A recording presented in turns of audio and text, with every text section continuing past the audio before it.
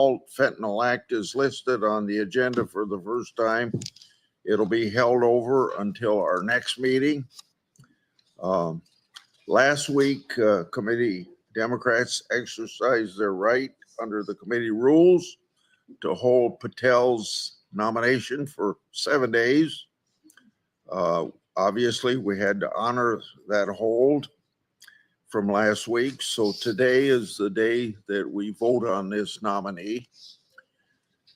Now, we all know that Mr. Patel, like other nominees, undergo rigorous vetting. He's no exception. Before his hearing, he produced more than 1,000 pages of records, disclosed over 1,000 interviews. He underwent an FBI background investigation, produced a financial disclosure, and worked with ethics officials to identify and resolve potential conflicts of interest.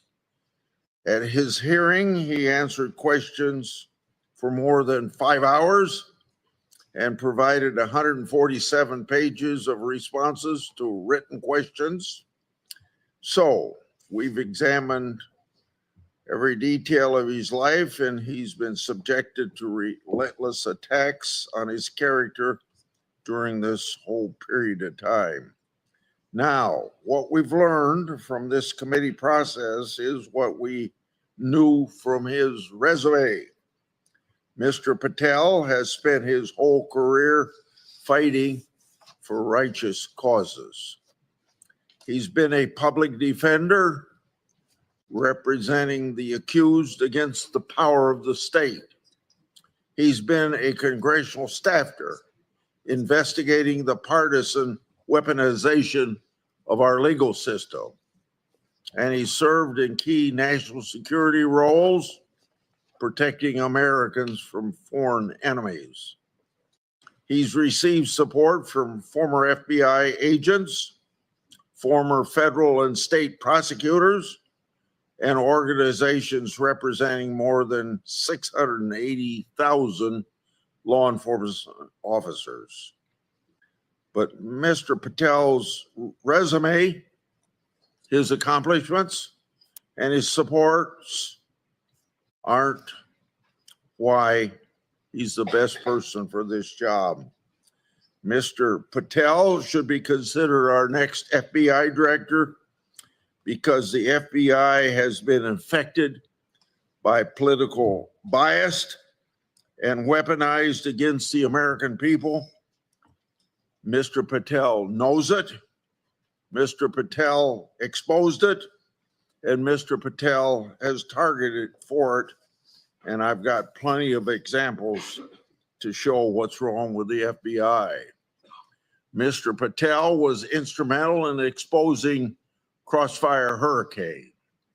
He showed during that investigation that the Democratic National Committee funded false allegations against President Trump, that the Department of Justice and the Federal Bureau of Investigation hid information from the FISA court to wiretap a presidential campaign, and that an FBI lawyer lied in the process. As reward for his efforts to uncover this truth, he was attacked by the media, and the Department of Justice secretly subpoenaed his records. Now, I and my staff know a thing or two about this kind of retaliation because my staff received similar treatment during our investigation.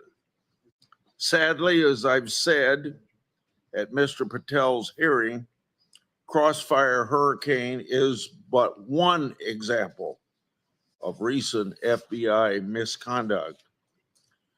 The FBI targeted traditional Catholic families and concerns of parents for political reasons.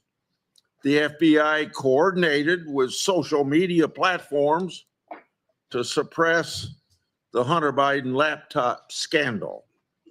The FBI conducted an unprecedented raid on President Trump's home in an act of partisan lawfare. In just the last few days, we've heard unconfirmed reports that someone at the FBI may have illegally leaked information about upcoming ICE raids, putting the lives of ICE agents at risk. If true, the betrayal can't be overstated. The FBI has fallen into really old habits and is long overdue for massive reform. Mr. Patel is the man to do it, and that's why he's being attacked so viciously right now. Before we even had a hearing, committee members called Mr. Patel by these adjectives: dishonest, untrustworthy, lacking in character, a wolf at the door, a conspiracy theorist, a staunch political loyalist, and lastly, a nightmare. Since his nomination was announced, committee Democrats have sent at least 11 letters to 11 different agencies and parties demanding records and urging investigation into Mr. Patel. Each letter breathlessly accuses Mr. Patel of something new, often citing quote unquote highly credible anonymous sources that don't fit the facts. Some accused him of not following hostage rescue protocol. Others suggested he is secretly directing FBI personnel decisions. And some accused him of promoting conspiracy theories. The purpose of this campaign is quite obvious. Throw everything at the wall and hope something sticks. I'm not falling for it, and I don't believe the American people will likewise. These attacks are unfair, this harassment unwarranted. They show that Mr. Patel won't receive fair consideration from the opposition, and they're directed at a nominee who served his country during both Democratic and Republican administrations. I expect we'll hear more unfair attacks and character smears today, but I'd like to point out a few egregious ones that we've already heard. One of my colleagues suggested that Mr. Patel called the police officers that protected the Capitol on January 6th cowards in uniform, end of quote, or quote unquote. Now, this is completely false. Anyone can listen to this same interview that he gave to hear what he actually said. He said senior Pentagon leadership who failed to mobilize the National Guard were quote unquote cowards in uniform. His comments had absolutely nothing to do with the people in blue. Mr. Patel has also been accused of mismanaging hostage rescue missions, particularly one in Africa. But numerous national security officials, including General Tata, who was directly involved, have said it is, quote unquote, irresponsible to say Mr. Patel jeopardized the mission and that Mr. Patel, quote, played a large role in the success of the mission, unquote. Mr. Patel has also been accused of having an enemies list. Mr. Patel does not call his book appendix an enemies list, and he said that it is not about political revenge. He believes, as I believe, that those who have abused their positions in government should be called out for breaking the public trust. It's very clear that my Democrat colleagues made their minds up about Mr. Patel long before he was given an opportunity to be heard. And now my colleagues attack Mr. Patel and demand that he come back before this committee to answer for reforms and personnel changes that the Trump administration has begun at the FBI. Of course, it's outrageous, as we all know, to suggest that a nominee should come before the Senate to answer questions for an agency's action that occurred before he gets to be head of that agency. But more importantly, FBI reforms, and yes, even firings, are needed. The Trump administration is cleaning house at the FBI because the FBI is and has been for years infected with political bias and whistleblower retaliation, and I've got a lot to say about that in just a minute.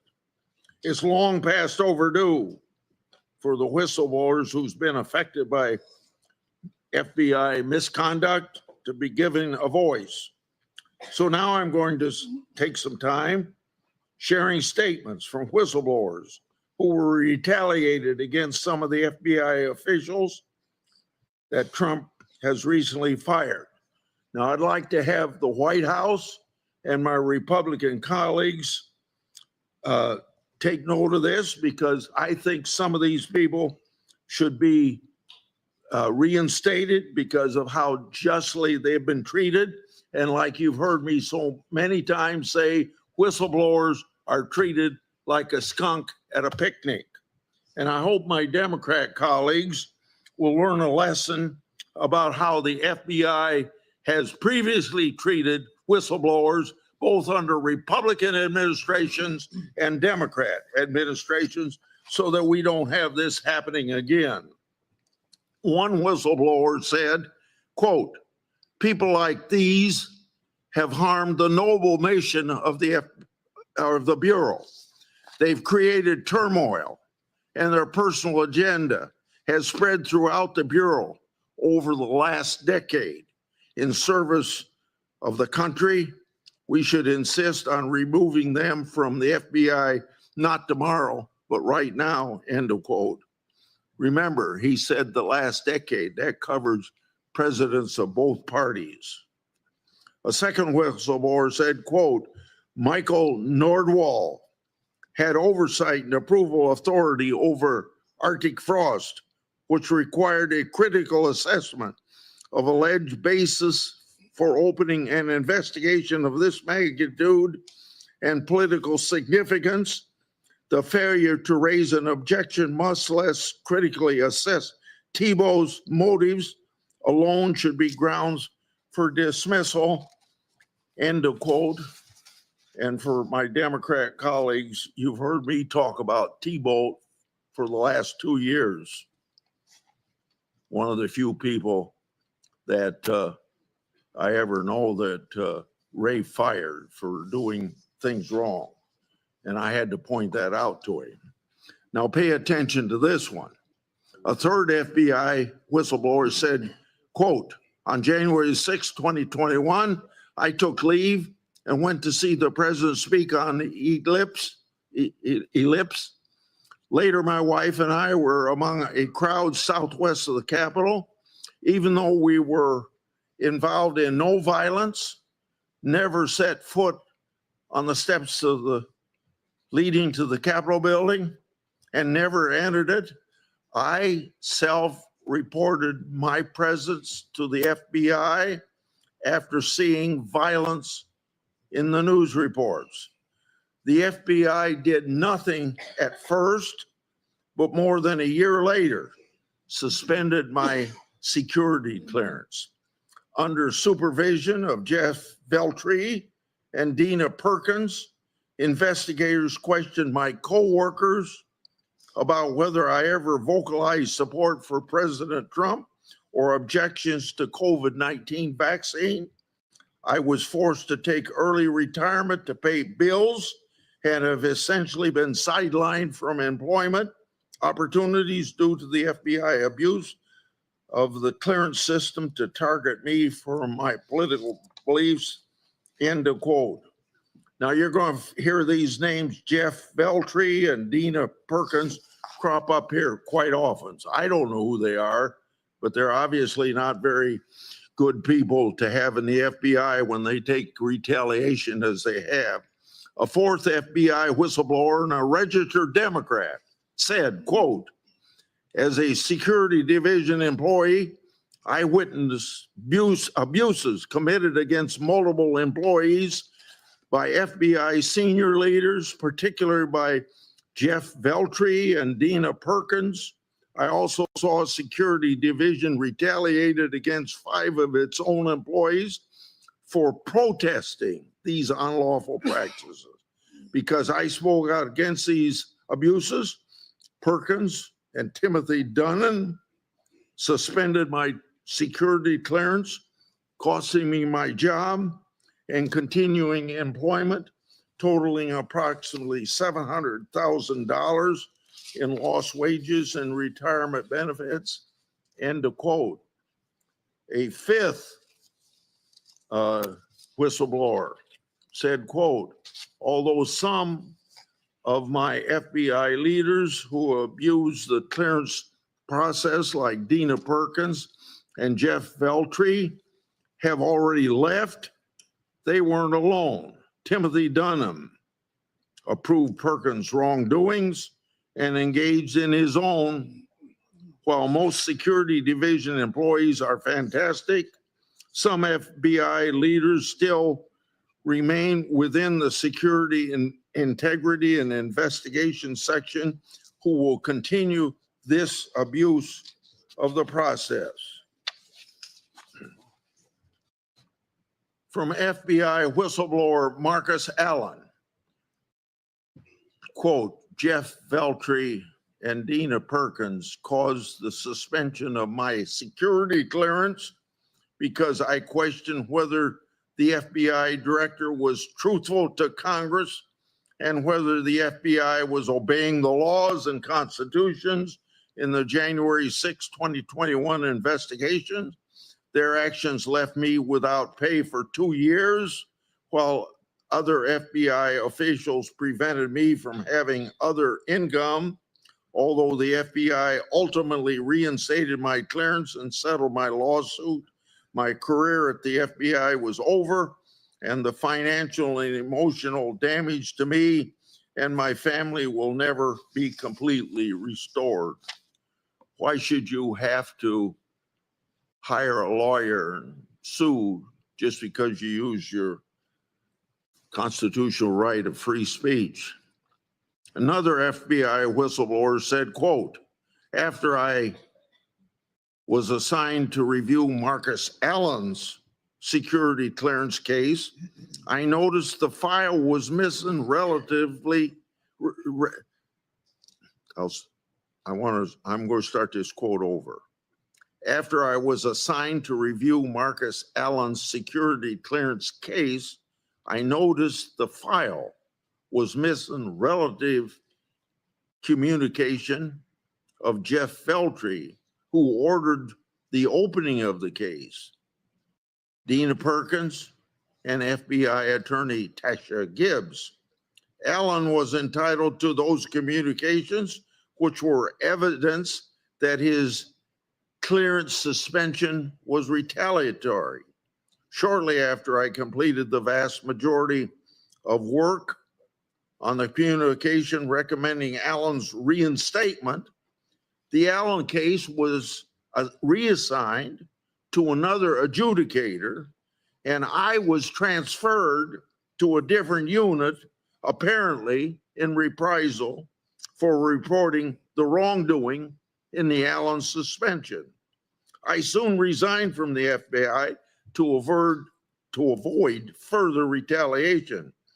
I believe that Veltri, Perkins, and Gibbs were responsible for retaliating against Allen, and that Giuliani, Arzini, Perkins, and Gibbs were likely responsible for retaliation against me, end of quote. From FBI whistleblower Garrett O'Boyle, quote, I faced retaliation from junior, mid, and senior level, unquote, leaders in the FBI. More than 29 months later, I'm still indefinitely suspended without pay and benefits.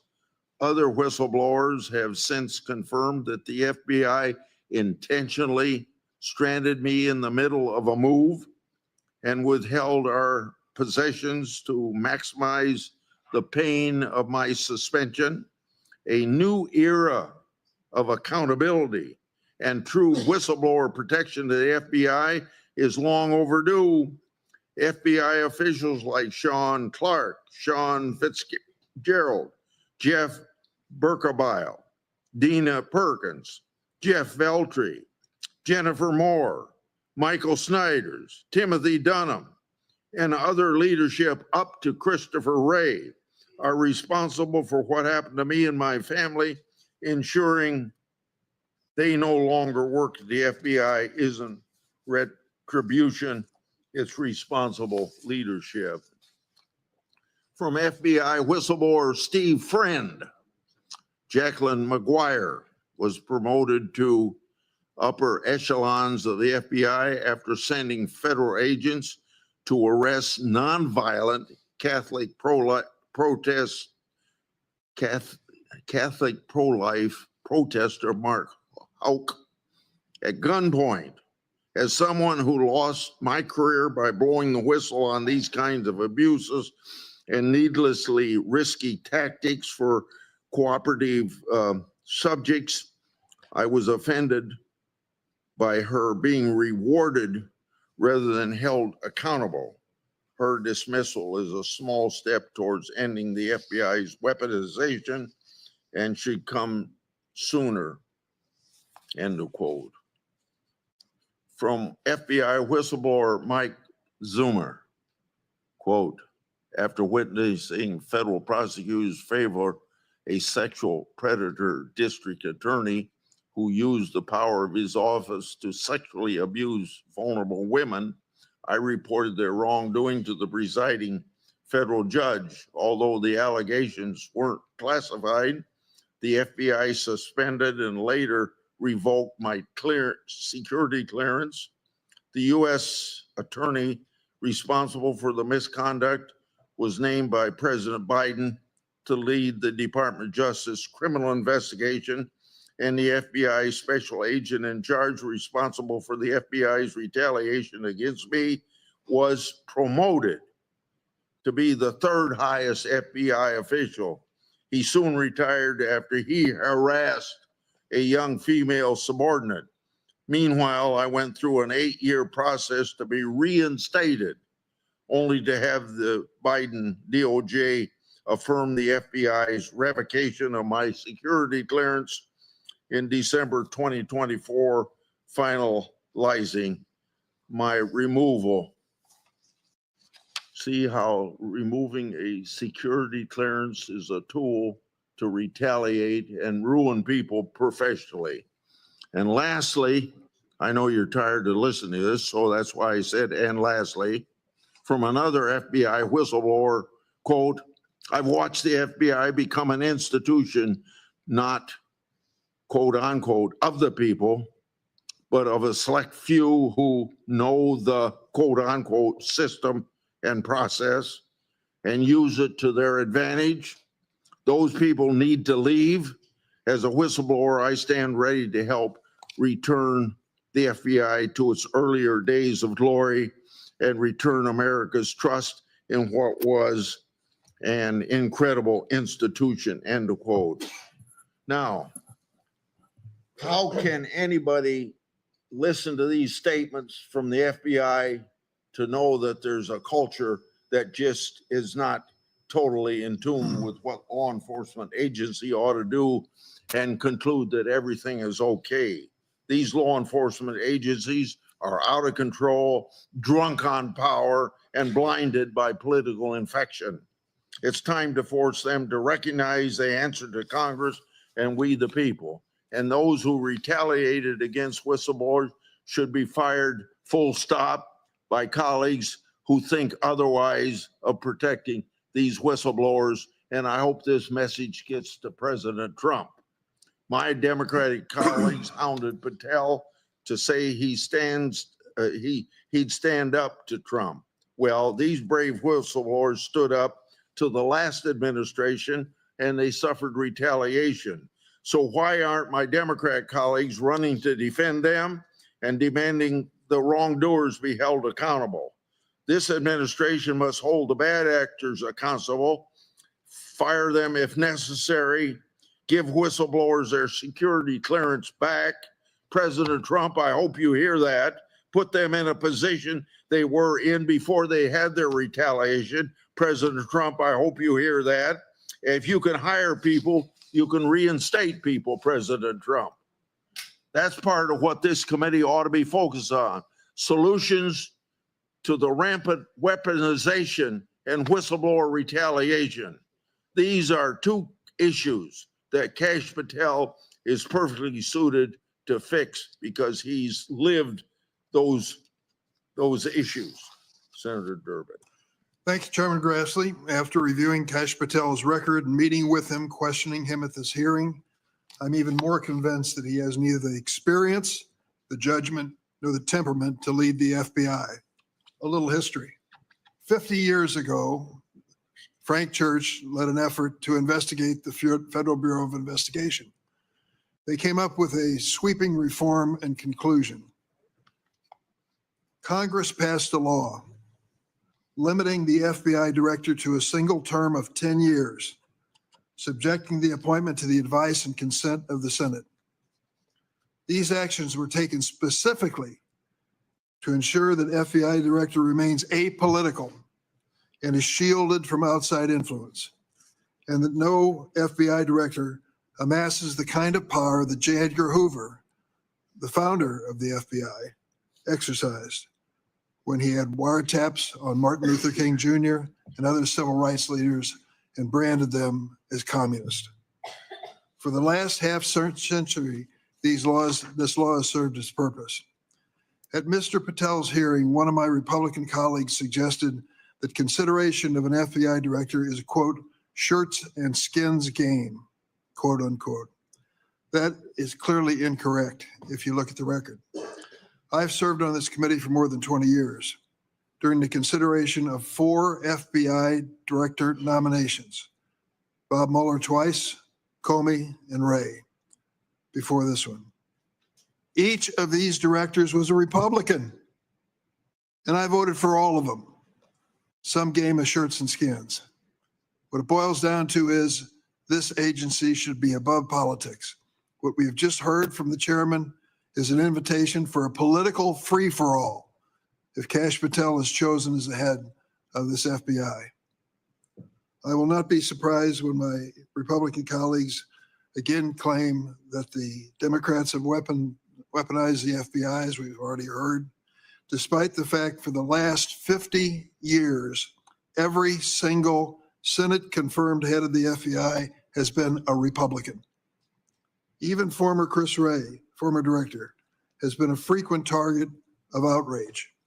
My Republican colleagues conveniently never mention that Director Wray is a lifelong Republican, nominated to the position by Republican President Donald Trump, and confirmed to the position, get this, with the unanimous support of Senate Republicans. Unanimous. As a reminder, President Biden kept Director Wray, a Republican appointed by President Trump, in that position. But because he did not do his bidding, President Trump forced Wray out and nominated Mr. Patel, an inexperienced loyalist to the Trump administration. It turns out that Mr. Patel is already seeking retribution on behalf of President Trump, despite his status as a private citizen. As I revealed earlier this week, multiple whistleblowers have disclosed to my staff highly credible information indicating that Mr. Patel, a civilian, is personally directing the ongoing purge of senior law enforcement officials at the FBI.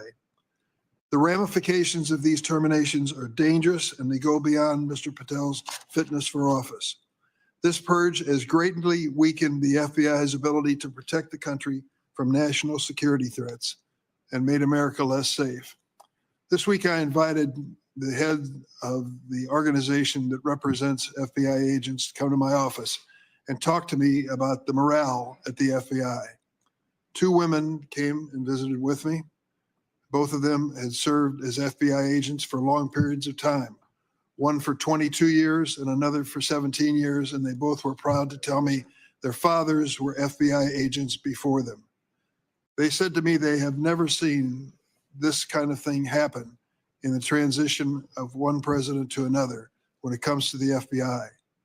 There is only one person nominally and officially who is political at the FBI, the director. All the others are professional and career employees. One political person. But now there's been requests from this administration, for example, to produce the names of all of the agents and staff at the FBI who worked on the January 6th insurrection mob that assaulted the Capitol. Think about that for a second. 38,000 employees at the FBI. How many do you think worked on that case? 5,000 names. 5,000 names they want to disclose. It's understandable that these FBI agents are worried. They realize that the people who were engaged in that mob action on the Capitol, many of them were dangerous people, despite the full pardon given to them by Donald Trump. Let me tell you about one of them, just to give you an example. And if you question whether the FBI agents should be reluctant to have their identities and the identities of their families made public, his name was Guy Reffitt. He was the first defendant to stand trial on charges related to January 6th. Sentenced to 87 months in prison for bringing a firearm into the Capitol that day. Reffitt's 19-year-old son, Jackson, turned him into law enforcement after the attack. Jackson also indicated that Reffitt had threatened to shoot him personally and his sister Peyton if they reported him to authorities. After receiving a pardon from President Trump, Reffitt attended Kash Patel's Senate Judiciary Committee meeting in this room. He posted on social media the following, and I quote, "Present and in support of Kash Patel, as the leftist commies continue to spew lies, misinformation and disinformation, my man, clean house Kash." We are inviting a political disaster if we put Kash Patel into this job. Can you imagine having worked for the FBI all your life, taking an oath that you're ready to give your life in defense of this country, be involved in all of the assignments that you were assigned to, and then comes a new president, Donald Trump, and wants to see the names of whether you were one of the people who was involved in the January 6th investigation, the largest criminal investigation in the history of the United States. I think this is outrageous. If we have respect for these agents, show it. To invite this political warfare that's been described already this morning is to the detriment of the men and women who are risking their lives for us in this agency. We have a list here of 6 executive assistant directors who have been purged already from the FBI. I asked the FBI agents, has this ever happened before with a new president? No, never happened before.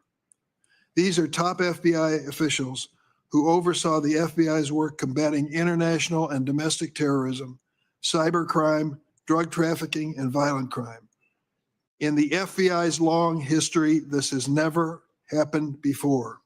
Keep in mind, one political appointee, the director, all others career. The leaders who've been forced out are all career FBI officials who've worked their way up in the ranks and have decades of experience. And that's only the beginning. Acting Director, Deputy Attorney General Emil Bove, apparently acting at Mr. Patel's direction, has asked for a list of FBI personnel who worked on any matters relating to the January 6th attack on the U.S. Capitol. He is the transition leader, or was a transition leader for the Trump administration. Meanwhile, 1,600, including one of the individuals I just described to you, January 6 defendants who were given blanket pardon by Trump, are on the loose. Think about that. A man who brought the gun into the Capitol, 87-month sentence, blanket pardon by Donald Trump, and now they wanted full disclosure of the names of the FBI agents who were involved in this case. It is outrageous that these sworn FBI agents, who were simply doing the jobs assigned to them, now fear for their livelihoods and their safety and the safety of their families. It is unacceptable for a nominee with no role in government to personally direct the unjustified, potentially illegal firing of dedicated, nonpartisan FBI officials. And if these allegations are true, Mr. Patel has come dangerously close to perjury before this Senate Judiciary Committee. Why do I say that? During the hearing, when he was asked about possible terminations of the FBI by Senator Booker, Mr. Patel said, "I don't know what's going on right now over there." Mr. Patel seems to be unable to wait for Senate confirmation to carry out his plan of retribution on behalf of President Trump. This is a private citizen, Patel, with no role in government, allegedly directing baseless firings of career public servants and then misleading this committee about his actions. Given the serious nature of these allegations, I've asked the DOJ Inspector General to investigate. I urge my Republican colleagues to take these allegations seriously. I know you want to be loyal to your president. I know you want to vote for all of his nominations. I know none of you want to call from Elon Musk reminding you what he might do to somebody who votes the wrong way. But this really gets down to the heart of the future of an agency that is critical to the security of this nation. This is not the only time Mr. Patel misled the committee.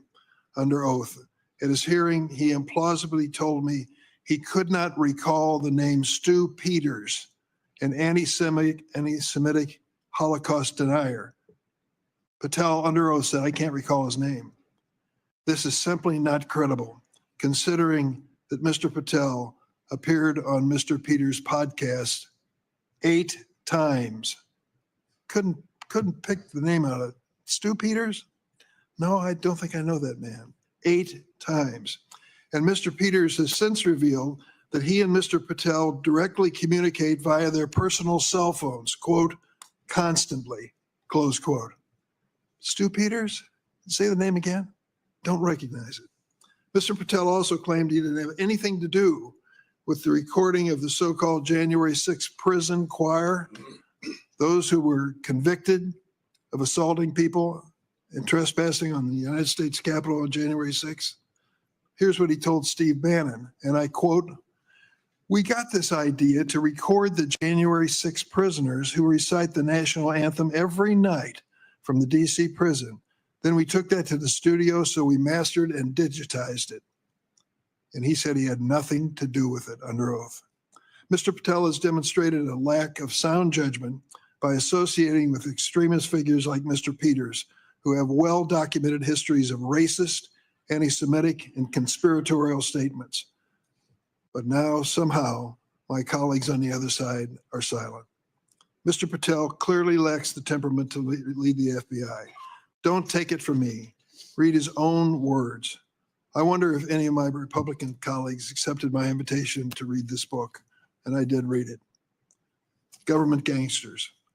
In this book, Mr. Patel published an enemies list of 60 people whom he calls, quote, members of the deep state, whatever the hell that is, and accuses of being, quote, corrupt actors of the first order. This list includes many distinguished public servants, both Democrats and Republicans alike.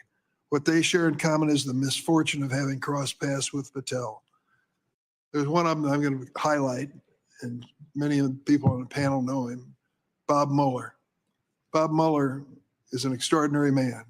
Yes, he's a Republican. Yes, I voted for him to be director of the FBI. He finished his college career and enlisted in the Marine Corps to serve in Vietnam. He received a Purple Heart and a Bronze Star for his combat duty. Came back, worked as a prosecutor, worked his way up in the Department of Justice, and became the director of the FBI. He took over just days after 9/11. I worked with him for years. I respect him completely, and we all should respect him, if for nothing else, his service to our country in combat in Vietnam. And now he is on the enemies list of Kash Patel. Mr. Patel gives no quarters when he disagrees with someone. He's called Democrats, quote, vindictive, evil, and vicious. And then there is his social media posts repeatedly attacking Republican senators for not voting right and not following MAGA orthodoxy. During the previous administration, my Republican colleagues were outraged by Biden judicial nominees' social media posts. And they deemed poetry written by a nominee in college 30 years ago as disqualifying him to serve on the bench because it showed, quote, Marxist ideology. 30 years ago, wrote a poem. Be careful. Where's the outrage now for Mr. Patel, who has launched disgusting attacks on everyone from Elon Musk to LeBron James? Mr. Patel has also displayed a startling disdain for the agency he's been nominated to lead.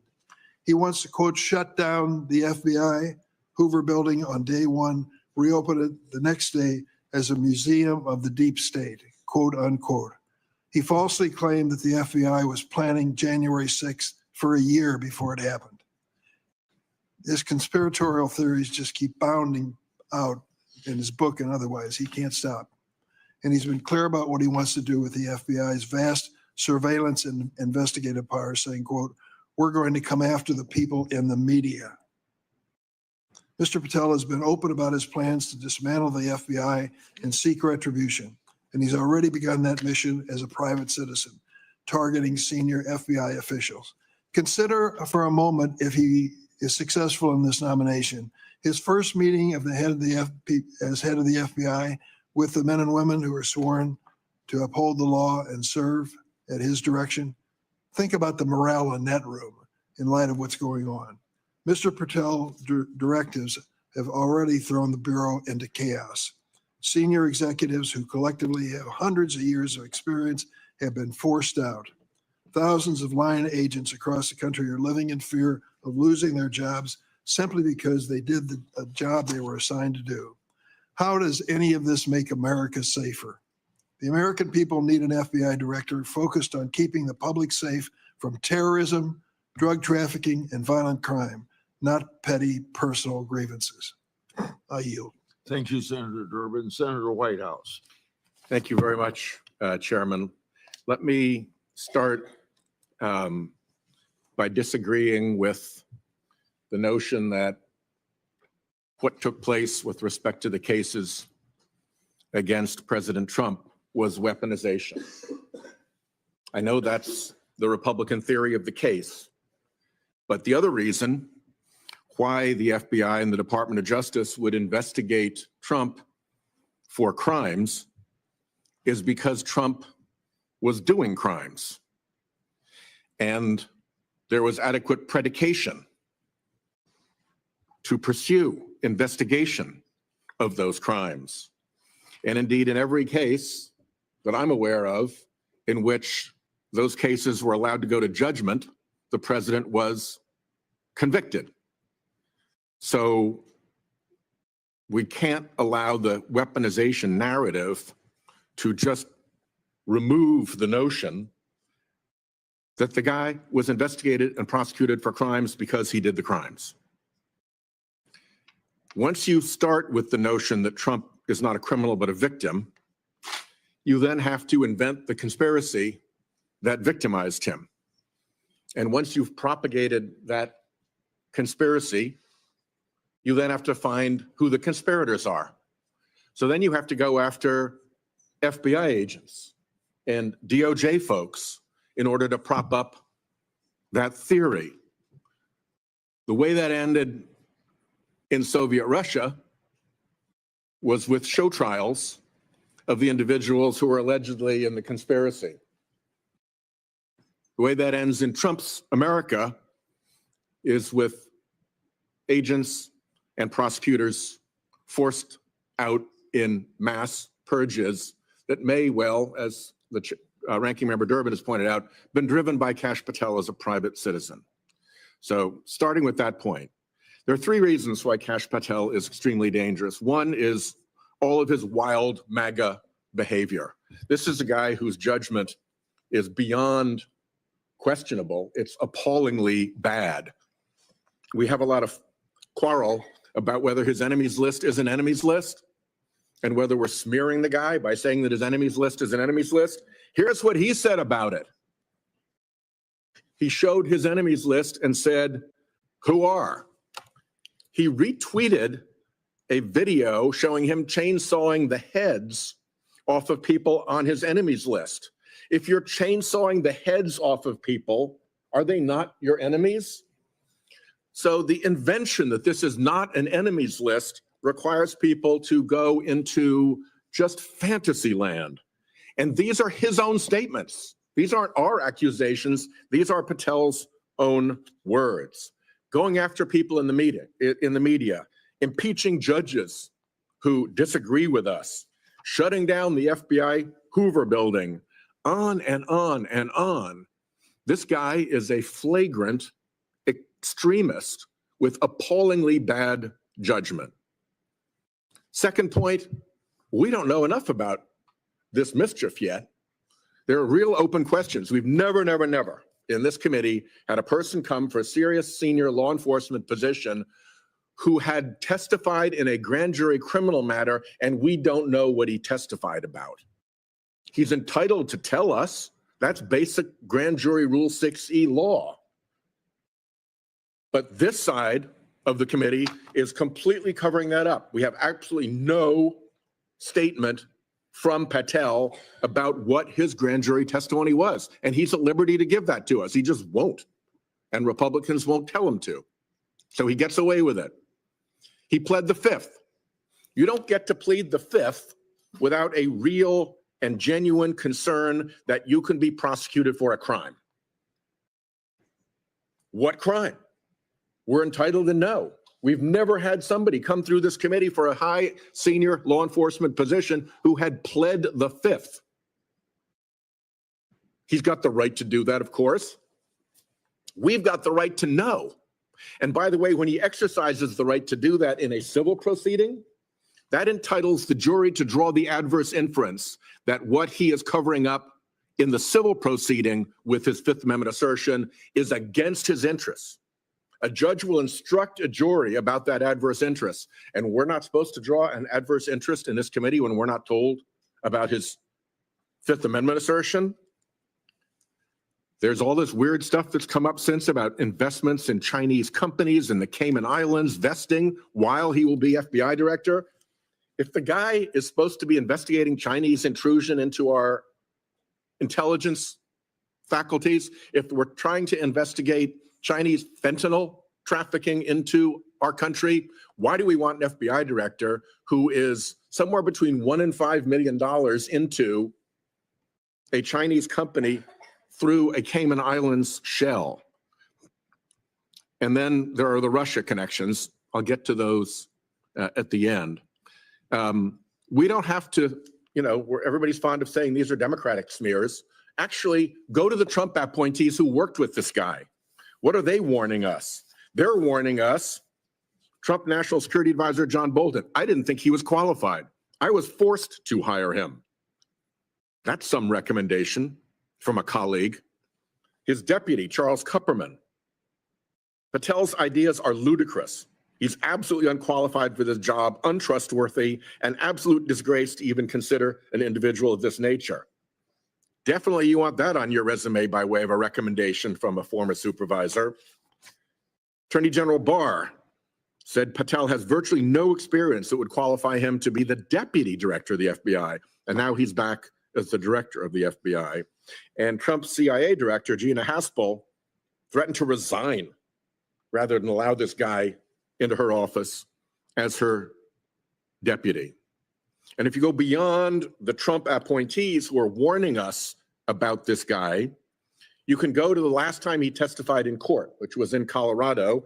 And here's what the court found about him. That Patel was not a credible witness, that his testimony was illogical, and it was completely devoid of any evidence in the record. Okay, I've been an attorney general, and I've been a United States attorney, and I've put state police troopers on the stand, and I've put FBI agents on the stand. If at the end of a case, a judge made findings like this about a law enforcement witness that I put on the stand, there would be follow-up. I would want an explanation of why this witness was so incredible that findings like that were made by the judge. It would be a significant issue with respect to that witness's continued performance in office. And here's a guy who's been found to be completely incredible by a judge in his testimony, and we're acting as if that's nothing. That's not Democrats. That's a judge in Colorado. So the last thing I'll say is, I think we need to begin to prepare ourselves for Trump-Russia 2.0. The Trump-Russia thing was, I'm not going to go back all over it, fully ventilated in the Senate Bipartisan Intelligence Report, in the Mueller report. Trump-Russia was a thing. We stopped talking about it, but Trump kept talking about it and saying it was a hoax.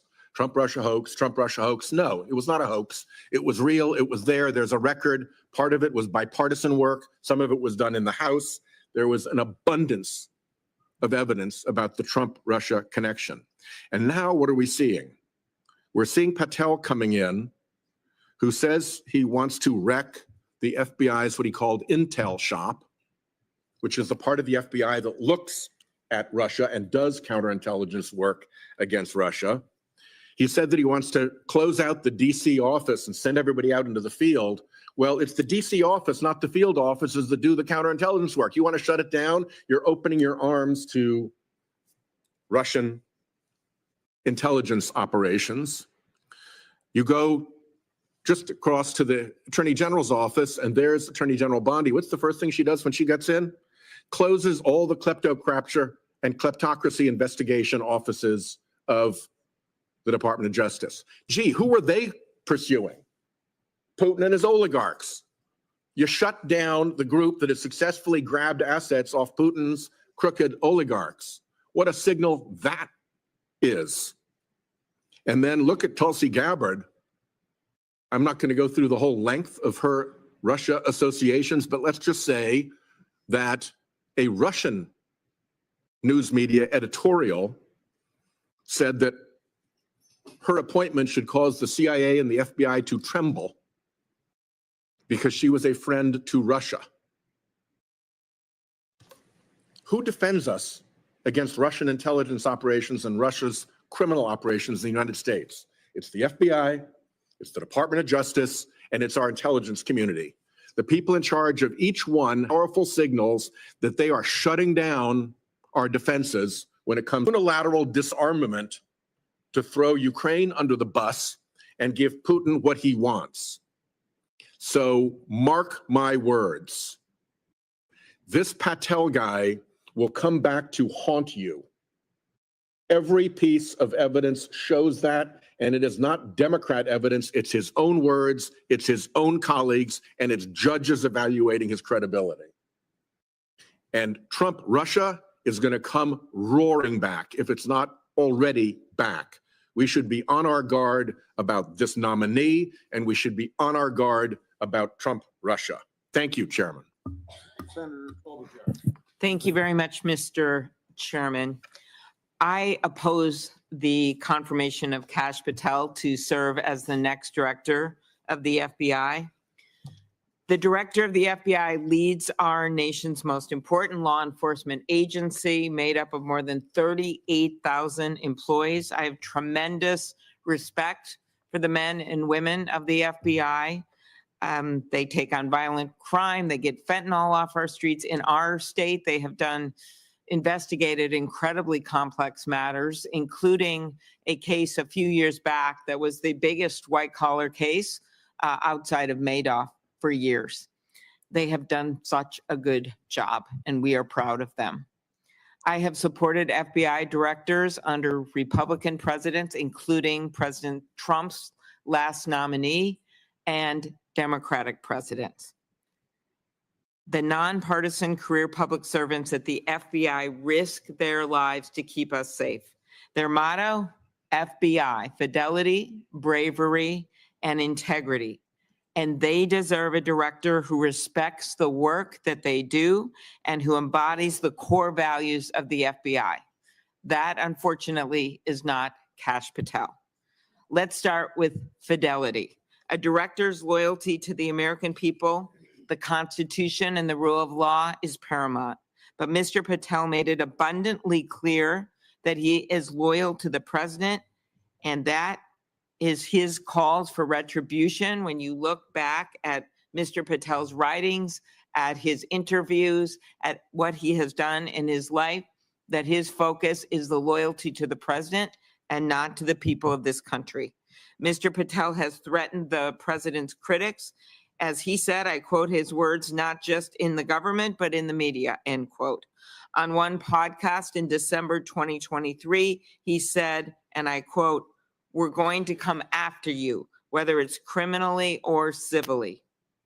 On a podcast just last August, I know sometimes our colleagues, we have writings or we have interviews of people that are 10, 15 years ago. These are all recent. Just this August, he said, when Trump wins in 2024 and is in power in 2025, we can prosecute them, referring to Justice Department officials.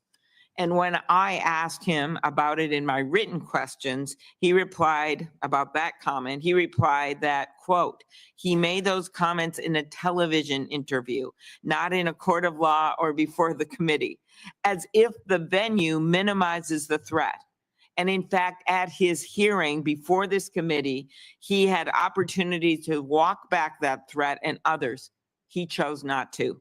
Nor did he try to explain his so-called deep state list of former government officials, including many Republicans who served in the last Trump administration, including Attorney General Barr, who Republicans on this committee have repeatedly commended for his service. But he is on, Barr is on, Kash Patel's deep state list.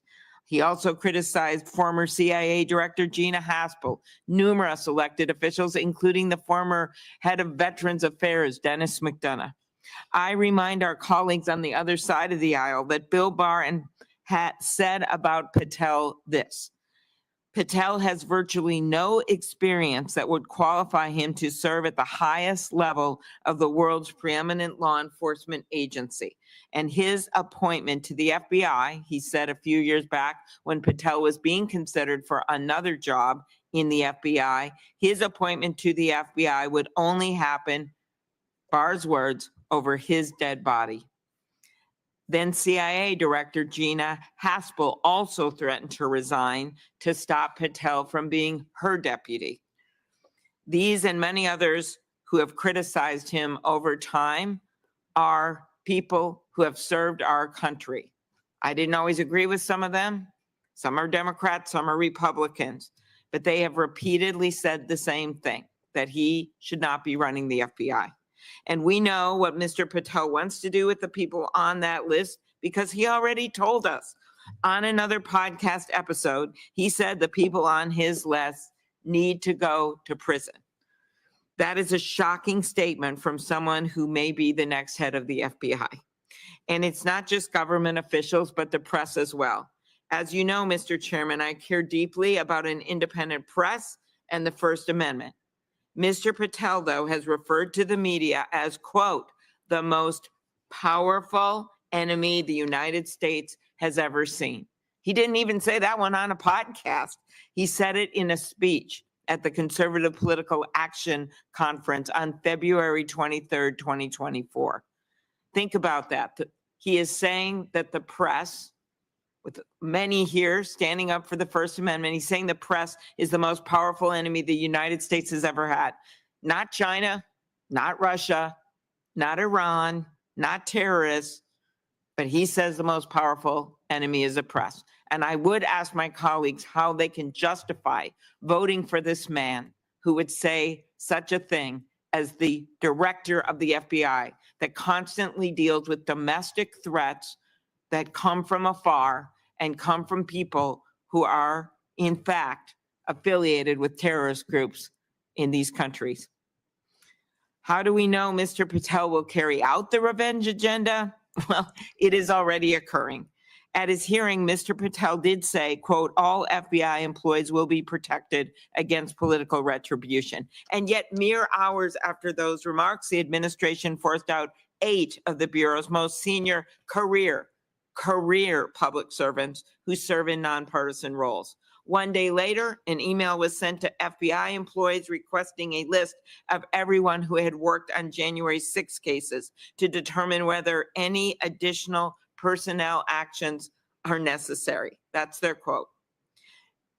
Think about this. Thousands of agents, maybe people who had just joined the FBI, are asked to work on a case. It happens all the time. Anyone in a workplace knows what I am talking about.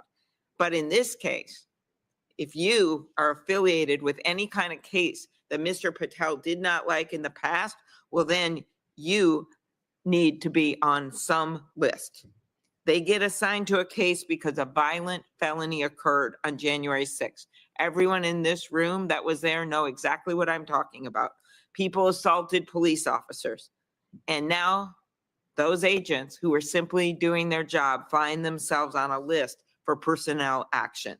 That is not right. That will not make Americans safe, and that will destroy the Federal Bureau of Investigation. This isn't fidelity to the Constitution. This isn't fidelity to the rule of law and impartial law enforcement. It is an affront to it. That's fidelity. Second, bravery. Let's talk about bravery. Now, we all know that Capitol Police showed bravery far and above the call of duty on January 6, 2021. Every one of the members of this committee have talked about the fact that the police officers protected us and were brave. But rather than recognize the officers' bravery, Mr. Patel accused those who testified, officers, on January 6th of lying. When asked if Capitol Police officers told the truth in the January 6th committee hearings, Mr. Patel said, and I quote, "No, and lying under oath is a federal offense and they should be investigated for it." Yet he claimed at his hearing that this wasn't accurate. We have it on tape. It's literally on YouTube, on the Joe Pack Show, 5/29/2024 at minute 2:57.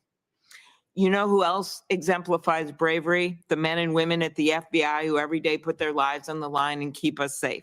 What does Kash Patel think of these public servants? He wrote that, again, I quote, "The FBI has become so thoroughly compromised that it will remain a threat to the people unless drastic measures are taken," end quote. He has called the men and women who keep us safe, quote, "utterly corrupt," and called for a, quote, "comprehensive housekeeping," end quote, of the FBI. That's from his book, page 73 and page 85. He also called for shutting down the FBI headquarters.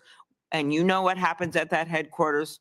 This is where they coordinate the investigations of complex cases, including terrorism and cybercrime. Happened on the Sean Ryan Show, 9/2/2024. What are the facts? Under Christopher Wray's leadership, who was a Trump appointee, the morale of the agents and personnel at the FBI has improved significantly. 3 times as many people are applying to the FBI under Christopher Wray's leadership and during his term than when he started. 3 times the number. How can you say there's some horrible corruption? People actually want to go work there. They want to be an FBI agent. They think that it is a job of public service, that is an honorable job. I don't think the FBI is a threat to the people or utterly corrupt, as Kash Patel has said, and I actually don't think our colleagues on the Republican side of the aisle believe this either. I think that they admire the people that work at the FBI. The men and women of the FBI show us every day what it means to embody bravery, and now we need to show them that we can be brave as well and tell the president no.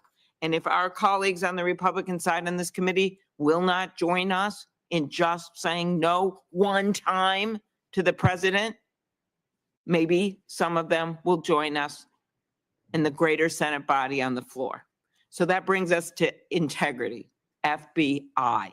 The FBI runs on facts. It runs on truth. Without truth, the whole system breaks down. And Mr. Patel in his hearing made abundantly clear why this nation should be so concerned about putting someone in this job for whom there is such a lack of trust. Mr. Patel did not even have the integrity to stand by his own words to this committee. His own words. Repeatedly, I asked about these statements. Own them, man. Just say, yeah, I said it. I believe that. I believe we should shut down the FBI headquarters. I believe they're all corrupt. These are things that he has said, not 10 years ago, not when he was a student, in the last year. Instead of disavowing or providing the explanations for reckless past statements, Kash Patel repeatedly misled this committee, dodged questions, and claimed ignorance, despite the fact that all of his statements are on the record for all of us to see. How can we have an FBI director that doesn't even remember what he said 6 months ago? The director of our nation's most powerful law enforcement agency must be forthright and trustworthy. He must follow the facts and carefully analyze evidence before drawing conclusions. Mr. Patel has made clear that his allegiance is not to the truth. He has put ideology and his loyalty to Donald Trump ahead of the facts. Mr. Chairman, independence of the FBI from the White House is critical. The FBI director has immense power to direct surveillance, investigate American citizens, and recommend when charges be brought. The next director's loyalty must be to the people and not the president. And even if someone was to put in someone who is their friend, which has happened in these jobs in the past, why would you pick this person who has repeatedly maligned the agents that work at the FBI? Why would you pick someone who in the last year decided to make money off of hawking a supplement that he claimed would reverse the effects of the COVID vaccine? Why would you put someone in place that thinks it's fun to say you should close down the headquarters and has put together a list of people that he hates, that he says he wants to take revenge on? Why would you pick that person of all the people you could pick for this office that maybe you even know or you've worked with before? But Donald Trump picked this person. And I think we know why. The fact is, federal law enforcement and the American people deserve a director who embodies the Bureau's model: fidelity, bravery, integrity. The men and the women of the FBI deserve better than this nominee.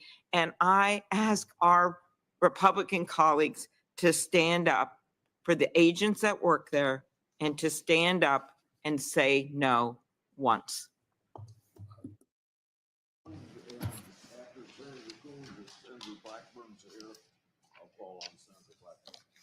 Thank you, Mr. Chairman. I'm speaking today on why I will vote against Kash Patel as the nominee to be director of the FBI. The FBI, as my colleagues have spoken to at length, is one of the world's most important, powerful, and respected law enforcement agencies. And the tens of thousands of agents who serve us all across our nation are a key bulwark against terrorism, against extremism, against crimes that range from the theft of intellectual property to interstate gangs that carry out human trafficking or murder for hire. The FBI is an absolutely critical part of our nation's security, and it rests on trust. It rests on having an independent leader.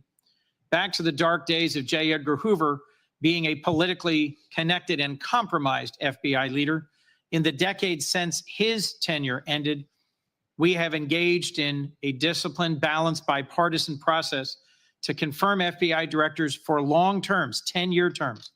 And I have voted for Republican nominees put forward by Republican presidents.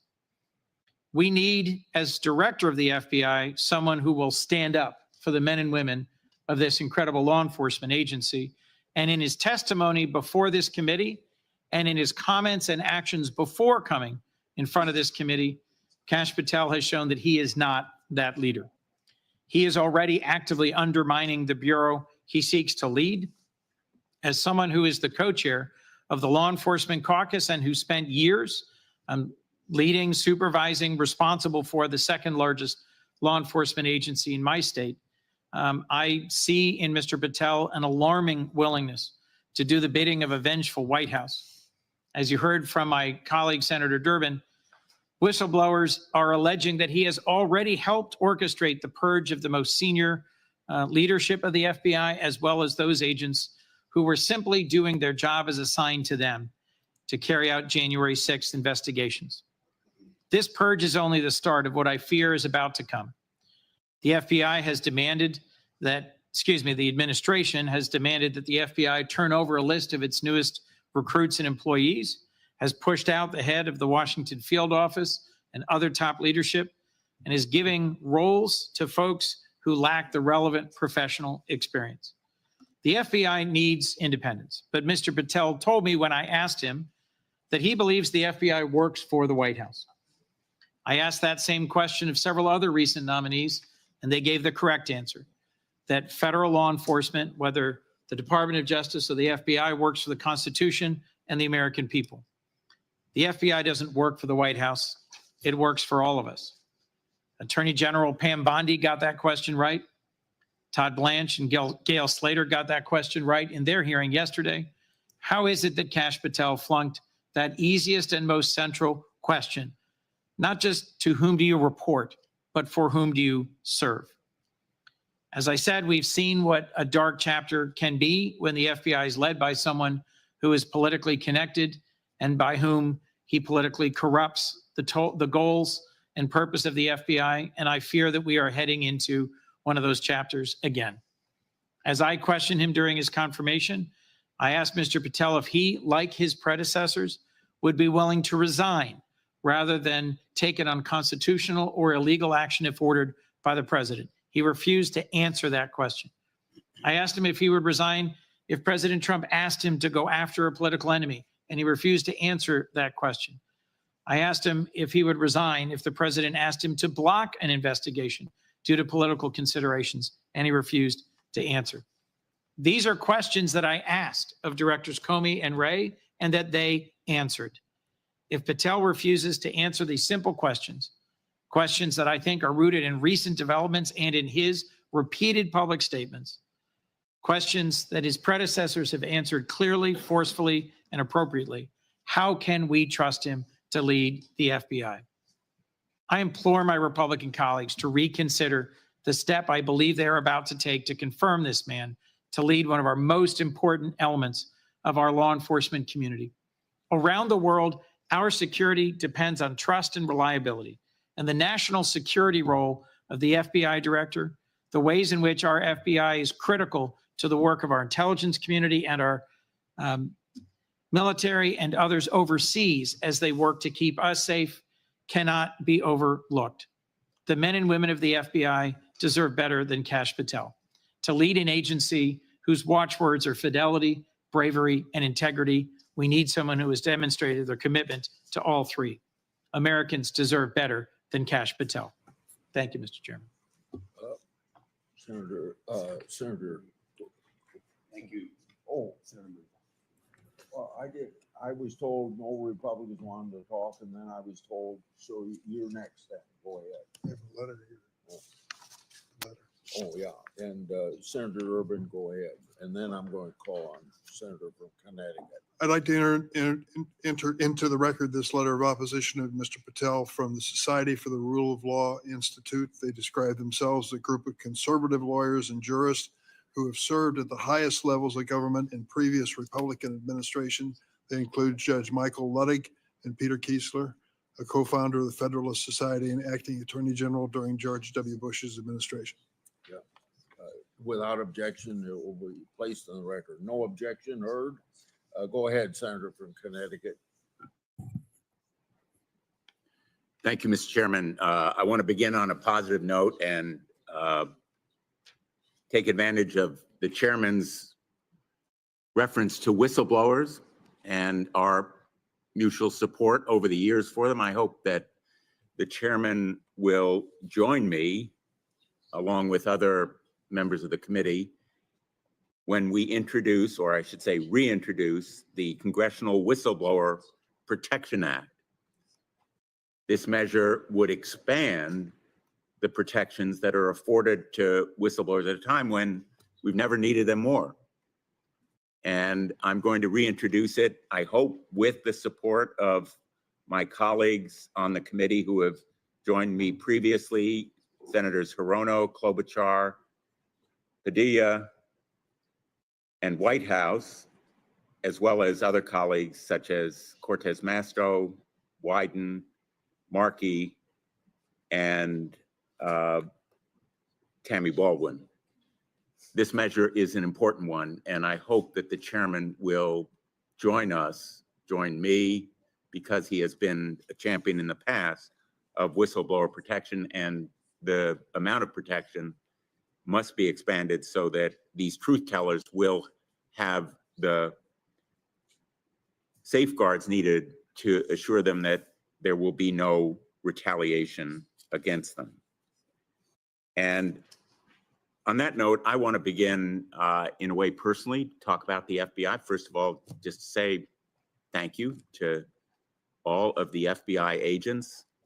There are 17,000 special agents out there right now, a total of 38,000 civil servants in the FBI.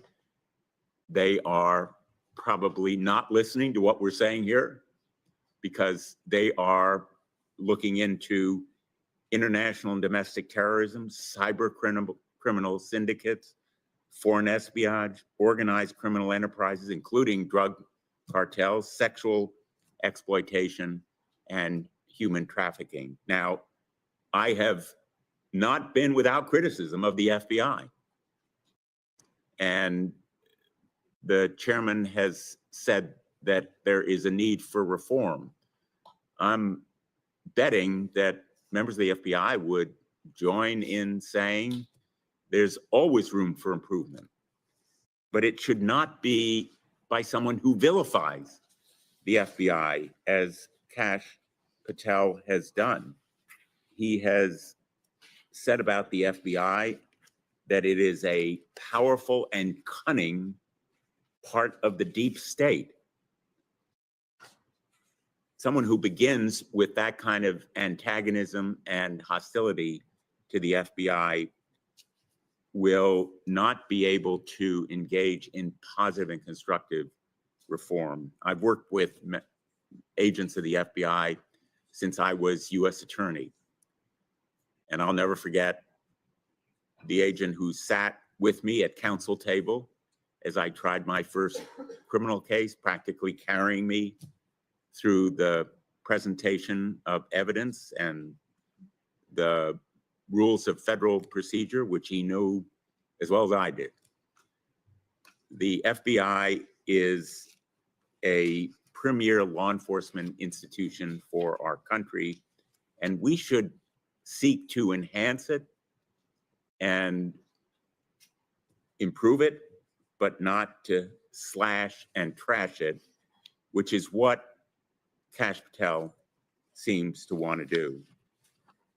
A lot has been mentioned about what Kash Patel refused to answer, but I want to go to what he very clearly did answer, which is he committed, in response to my question, that there would be no retribution against any FBI agent, that there would be no mass firing and no purging of leadership. And now we have reliable information from whistleblowers submitted in a letter by Senator Durbin to the chairman that in fact, he has been covertly and personally directing a purge of senior leadership and other non-political agents simply because they were assigned to investigate criminal wrongdoing.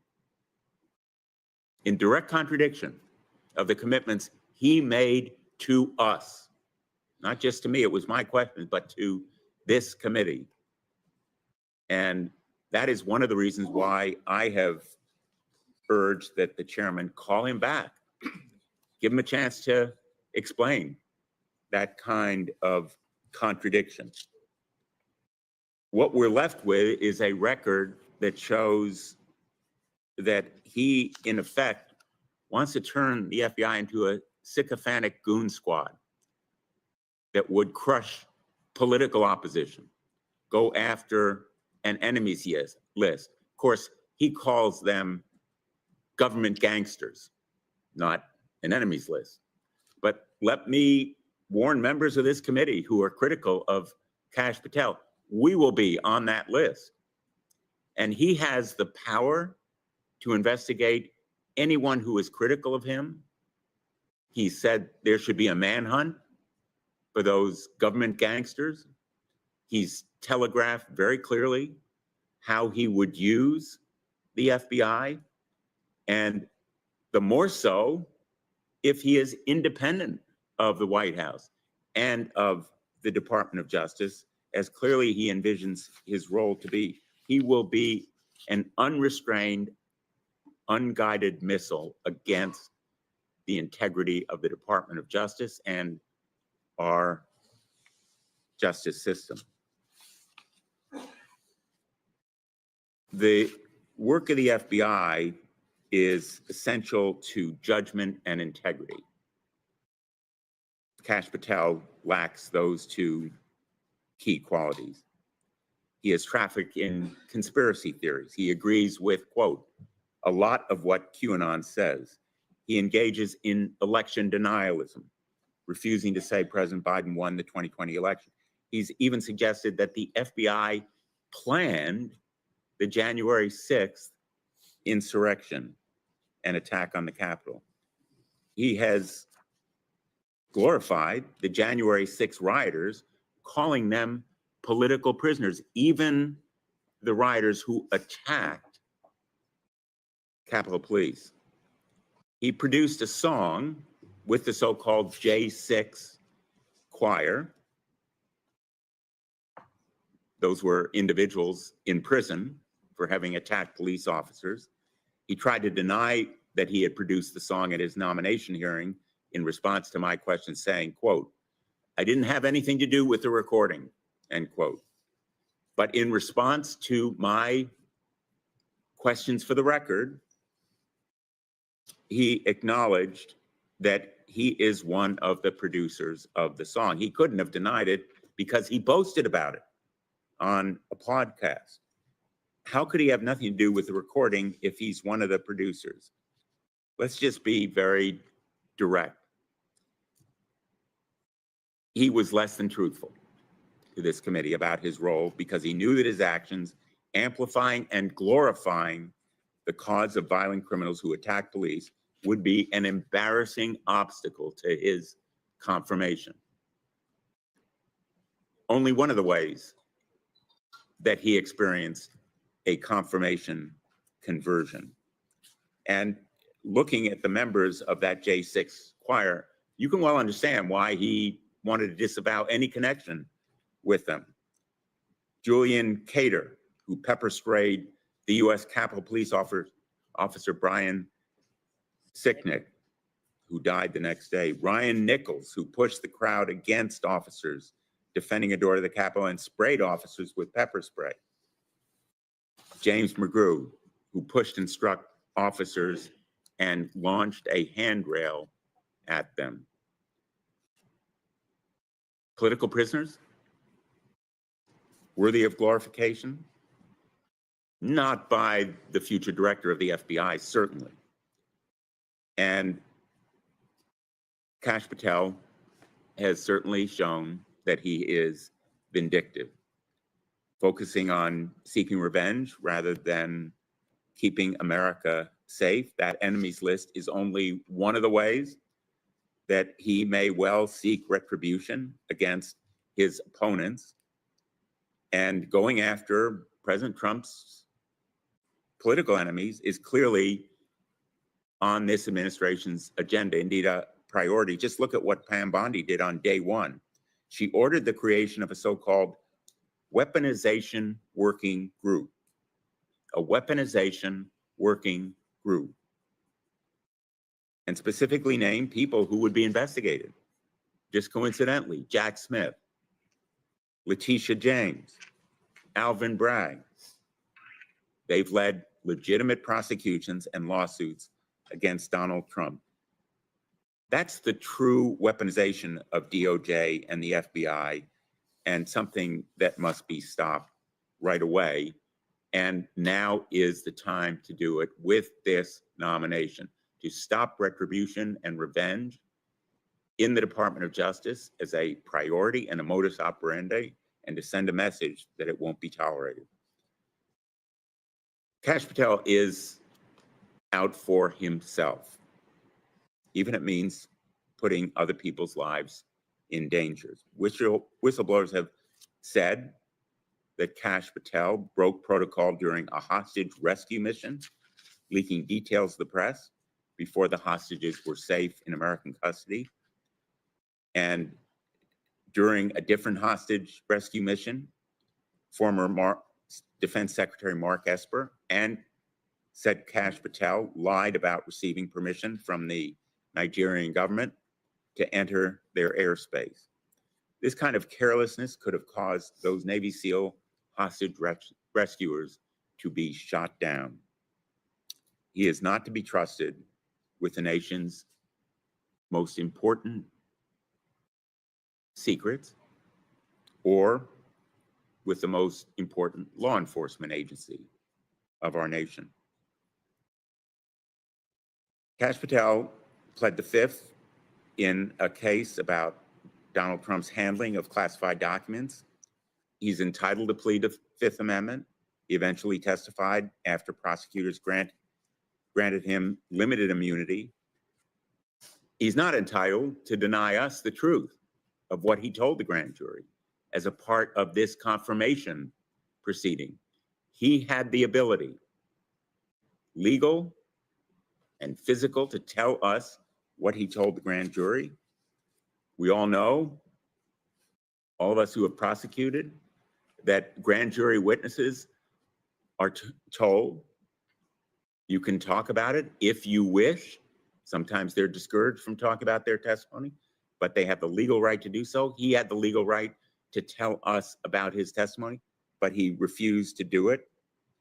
And he aided us only marginally in seeking that grand jury testimony, which I still feel we need to see, along with the second volume of the Jack Smith report. I want to close by saying that we have a pretty good idea of what the outcome will be today. And I am appalled that my Republican colleagues are prepared to confirm a man so publicly hostile to the agency, its people, its goals, its mission that he intends to lead. We have a responsibility here. Willful ignorance and support of Kash Patel will turn the FBI potentially into a sycophantic goon squad ready to crush political opposition instead of the independent law enforcement agency that the nation needs and deserves. These votes will haunt my Republican colleagues. They will come back to haunt them when Kash Patel does even a fraction of what we have warned about his doing, and the American people should hold them accountable. Thank you, Mr. Chairman.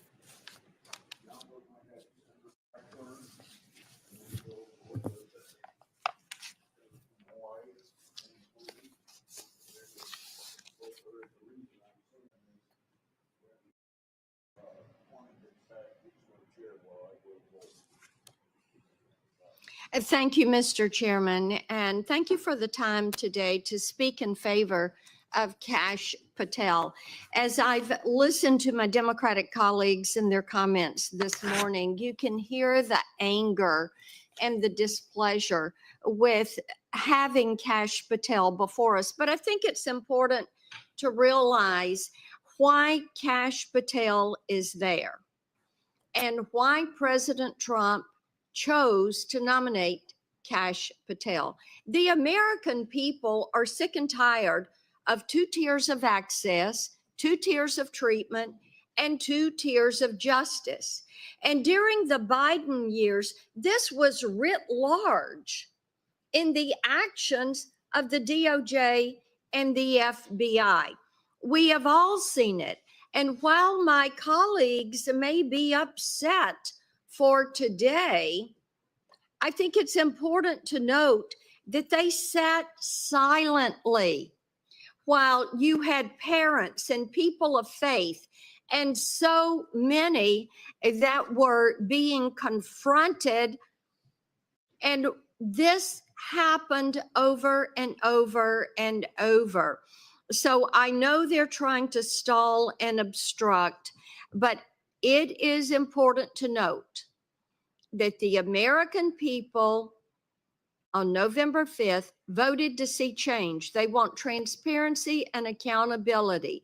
They want the end of 2 tiers of justice. And they want to restore faith in our American institutions. Now, Pam Bondi, who is our Attorney General, has been mentioned several times this morning. She is going about aggressively restoring confidence and sending that message that the rule of law matters. The rule of law matters. And there is an expectation that people will abide by the rule of law. And Kash Patel will work with her in restoring that confidence, that rule of law, rooting out the 2-tier system of justice that the American people have witnessed. Now, when Mr. Patel was before us, before I started my questioning, I asked him a question that came from listening to my Democratic colleagues as they were questioning him. And it was, why do the Democrats fear him? Why do they fear him? And I think the answer is so very apparent. They fear him because, yes, indeed, he is out of the box. They fear him because of what he knows about Russia collusion, what he knows about some of the activity that has taken place. And they fear him because he is going to return the FBI to its core mission, investigating violent crimes and keeping our nation safe. Now, I'm pleased that he's going to focus on violent crime. We know that under President Trump, violent crime was down 17%. This is important to us in Tennessee. In Memphis, we have had quite an issue with violent crime, much of it caused by a lack of attention to prosecuting some of these gang members. There is a Soros-backed DA in Memphis that will not push these cases through. But violent crime under Joe Biden was up 43% in his first year. It is imperative that the FBI go back to investigating these crimes and go back to the Trump policy of investigating and prosecuting these criminals and bringing that transparency back to the justice system. So I'm so pleased that we're moving forward with him today. I'm also pleased, Mr. Chairman, that he is going to work with me to make certain we know who all was involved with Jeffrey Epstein in building out this international sex trafficking ring. This is information we have sought. It is information we have not been able to get. And as the next FBI director, I have no doubt that he is going to work with us to end this scourge of human and sex trafficking in the United States. Thank you, Mr. Chairman. Thank you, Mr. Chairman.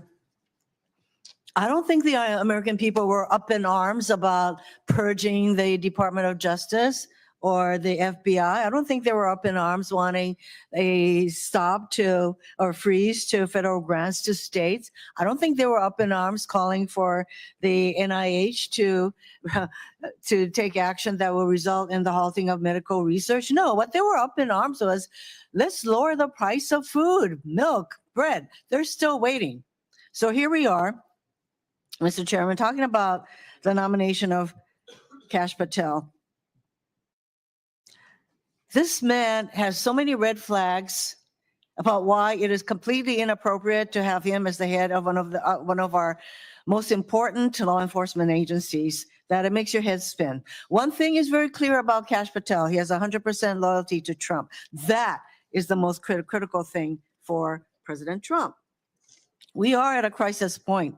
And this committee, if it plans to conduct any oversight, it must do so now. And here's what's happening at the FBI. Dozens of senior career FBI and DOJ employees have been purged. More to come. 5,000 names of agents and personnel who worked on January 6 matters. Their names are there. What is supposed to happen to these people? I don't think they're going to get commended for their work on January 6th. So hundreds or thousands of line prosecutors and FBI special agents and analysts may be purged. Make no mistake, our nation is under constant threat, both foreign and domestic. And purging hardworking and dedicated civil servants does nothing to make us safe. So what is happening with the FBI and DOJ is they've turned inward. Rather than focusing on potential attacks, hacks, or violent criminal enterprises, we have a DOJ and FBI that has been turned inward on themselves. Attorney General Bondi's announcement to weaponize in creating a weaponization working group last week only continues this trend. Through this working group, she is doing what she told us she would not do. And that is, we asked her, are you going to start investigating the investigators, prosecuting the prosecutors? What is this weaponization working group supposed to be doing but investigating the investigators and prosecuting the prosecutors, turning inward on itself rather than protecting this country from external dangers? I fear what a DOJ and FBI focused inward on themselves means for the safety and security of our nation. Not much. Which brings me to Mr. Patel. He is not the man to answer the many challenges of the moment. Mr. Patel spent his nomination hearing avoiding every hard question. I asked him if he would investigate people on his 60-person deep state list. He would not say no. Mr. Chairman, we are sitting here continuing to point out all the red flags on this person. We Democrats are going to continue to raise the red flags on this person. And at some point, I'm hoping that maybe we'll come to a have decency moment from my Republican colleagues. Continuing, I asked him if he profited from selling supplements to detox the COVID-19 vaccines. He did not answer. I asked him if Donald Trump lost the 2020 election. He would not answer. He claimed not to know an anti-Semitic extremist named Stu Peters, despite appearing 8 times on his podcast. See, the fact that he doesn't even answer, remember, whatever, it makes me think that he thinks coming before this committee under oath is something that he could just ignore with no consequences. And apparently that is the road we're on. And he tried to claim no involvement with the January 6th choir, despite promoting them and hawking their merchandise for years. And he was unwilling to provide any details about his grand jury testimony he was compelled to give after taking the fifth. People who take the fifth are using it to protect themselves from self-incrimination. Of course, Mr. Patel has the same right as any American to plead the fifth, but we have an equal right to ask him, as the nominee for FBI director, no less, why he did so and to learn what he ultimately testified. The one thing Mr. Patel did testify to in response to a question from Senator Booker, I thank Senator Booker for asking his question about whether he was, quote, aware of any plans or discussions to punish FBI agents or personnel associated with Trump investigations, and was whether he said he was not aware of that. But we note that in fact he had an awareness, and in fact he's proceeding to purge the FBI. He's not even the director. I join my colleagues in once again calling for us to actually get the answers from Mr. Patel. The American people deserve to know where he's coming from. This is a person who's going to use the FBI for his own purposes. He will abuse his power in the FBI, and we have had my colleagues say that we will regret the day that we voted for him. We should be regretting it right at this moment. And we should be calling him back so that the American people can find out what it is that this man plans to do as he intends to very clearly abuse his power at the FBI, all for his own ends and for that of the president, to which he is 100% loyal. That is his biggest qualification to be FBI director, which is not much in my view. Thank you, Mr. Chairman. Speak, just so everybody knows, we're planning to vote at 11, and they're going to hold they said they'd hold the vote open, at least for me, so I assume that's everybody, so that you can all be here. So I don't know whether it's after Moody gets done or Booker gets done, but if we're all here, I don't want to interrupt somebody's speech, but so if you want to vote a little bit earlier, or just say, or let me interrupt you, whatever the case might be, just think about that. Go ahead, Senator Moody. Yes, Chair, thank you so much. And I had planned to come today and vote in support of the nominee, but I feel it incumbent upon me, as I've heard speaker after speaker talk about and presume to speak for the rank and file FBI agents across this nation. As someone who has worked hand in hand as a federal prosecutor, myself, as someone who has been a state attorney general and had to work with and then ultimately sue the FBI when they refused to work with us on the second assassination attempt. And as someone who has married a rank and file federal agent and witnessed firsthand how they have taken what we have seen over the last 4 years, I think it's incumbent upon me to say no one here, including myself, can speak for the rank and file FBI. But what I can say is watching what has happened over the last 4 years and watching the legal system being used to go after political adversaries, the rank and file want to get back to doing their jobs of going after multi-jurisdictional criminals, of working hand in hand with state and law enforcement, of bringing to bear the promise of a country and a free people living under a rule of law that is effectually enforced. And I have to say, I disagree with many people who have said that the morale of FBI will go down if this nominee is confirmed. In fact, I believe quite the opposite.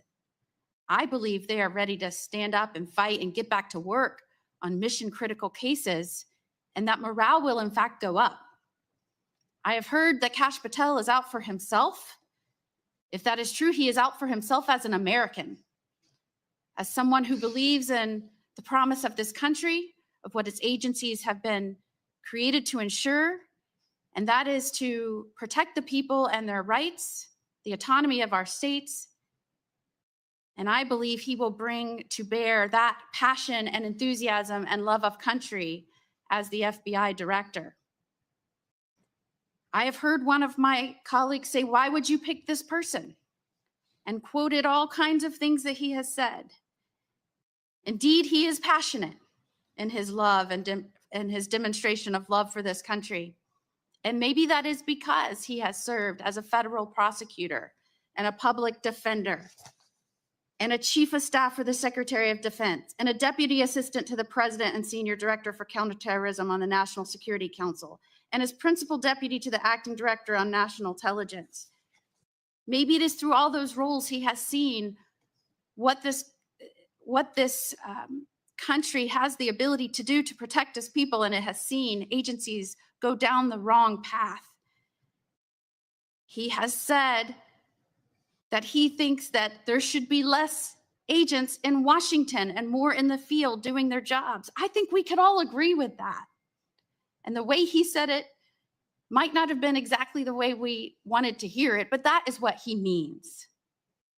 That is what he means. And why pick this person? Because he does have that experience. I've heard questioned his experience. Well, he might not have served in the upper echelons of the FBI, but aren't we asking this agency to set a new course? Don't we want a non-traditional candidate at this moment in time with extensive federal experience? I also heard that it is concerning that those that were at the Capitol on January 6th, and I'm going to quote one of the colleagues who said they were on the loose, and that was concerning. I cannot tell you how many people are on the loose in this country right now that have surged into the country under the last administration. They are prior criminals or indeed have intent to do our country harm. They are on the loose right now because of the last administration. And you have to have an FBI director that is focused and targeted in attention to make sure that those individuals are sought after and rounded up. Indeed, we have DAs, mayors, commissioners, governors that don't care about the rule of law and have allowed crime to explode. So you have to have an FBI director that will fill that gap. You have to have an FBI director that understands that one of their missions is transnational criminal organizations and that the FBI has indeed the jurisdiction to go after those folks. You used the word and the description skunk at a picnic, that is how whistleblowers are treated. To some extent, when these new leaders get into these agencies and they're coming in with an objective view, a fresh perspective, wanting to do right by this country, it may be there are people in those agencies that need to scatter, that need to leave. If they have lost focus of the mission of the agency, if they have lost focus on who they are serving, this country and its people, they do need to go. And any director or any head of agency that we confirm as a Senate needs to go into those positions with that in mind. And I believe that is why Kash Patel will be confirmed by the Senate.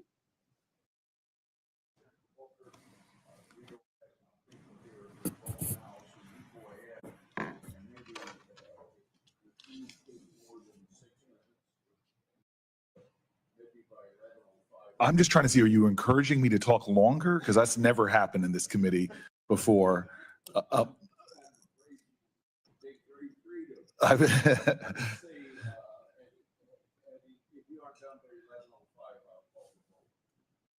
will try to go as quickly as possible. And just say that this is one of the more perplexing nominees for me personally. I've seen the pendulum swing back and forth in this committee now over 11 years.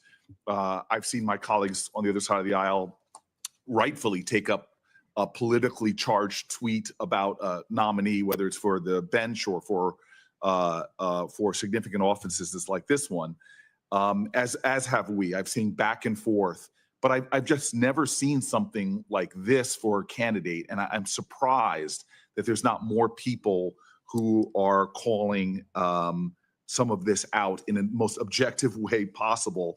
I do not understand how we're moving forward at this point. It seems like we are. It seems like it's a fait accompli, because I was just told the vote is coming.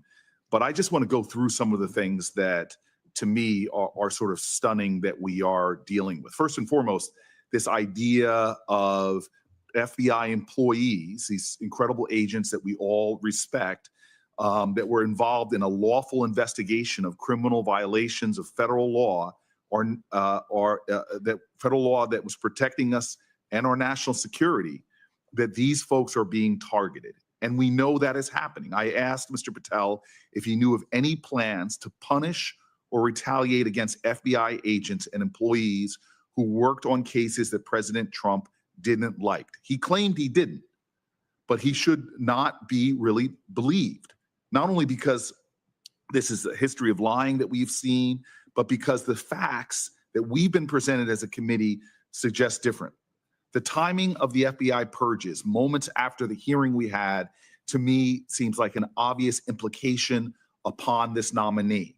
Ranking Member Durbin uncovered compelling evidence that Patel didn't just know about the FBI's plans to fire agents who were doing their job as directed, but that Patel not only knew about it, but that he directed the purge as an outside citizen.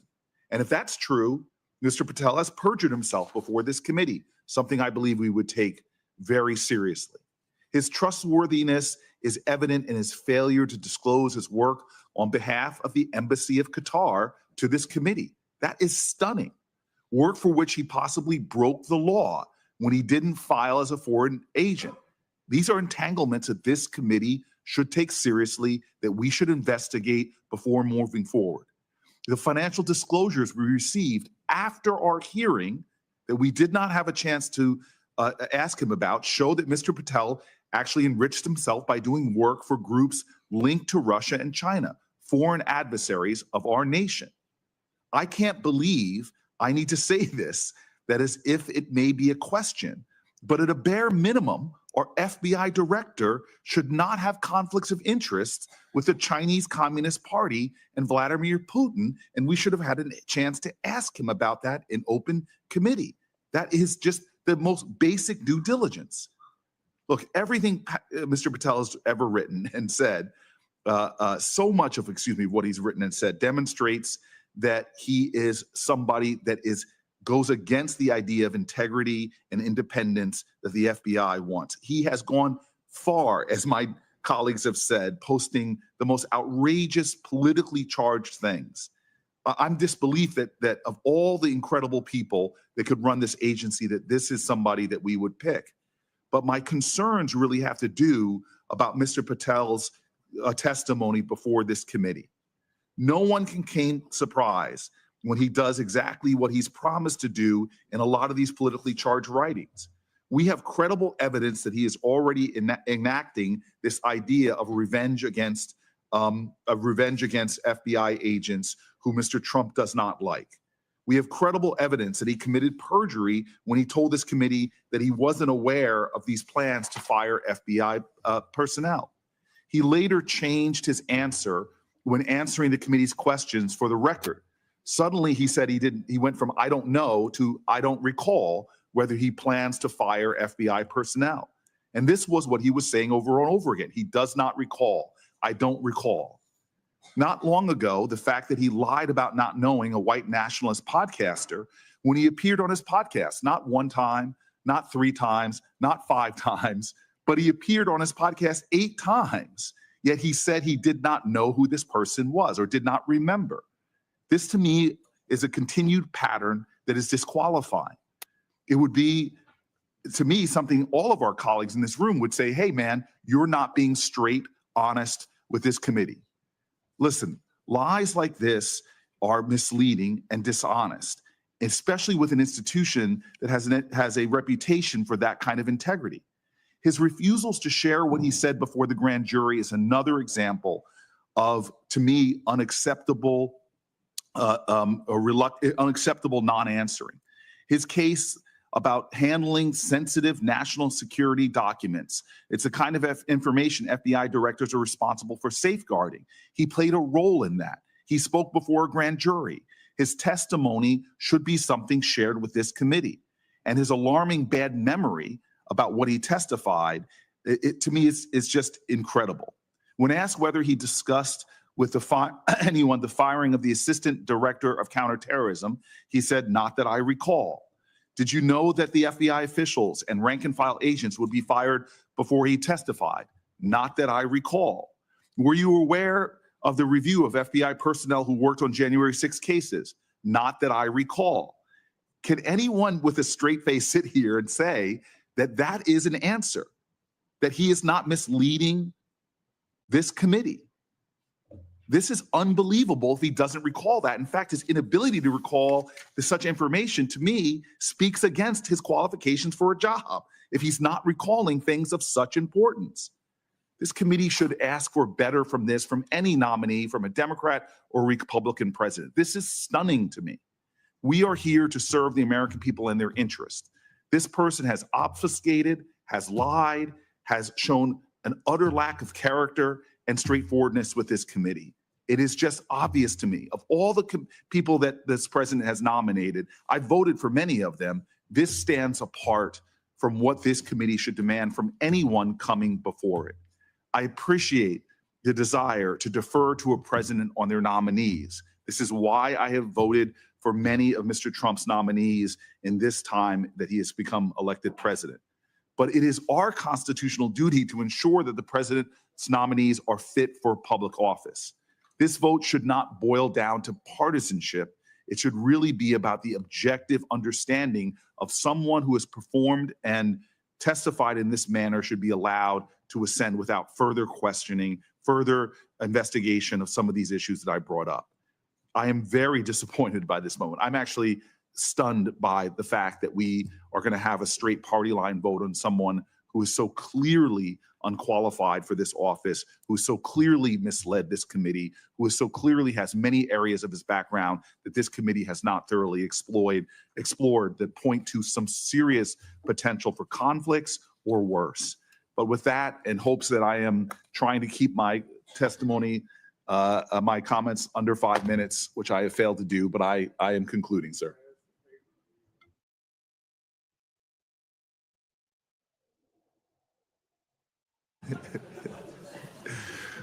Mr. Chairman,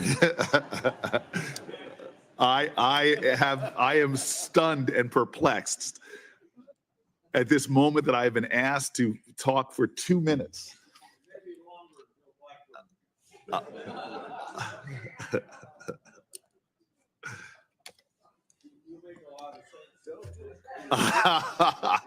For the record, the chairman has said that I make a lot of sense.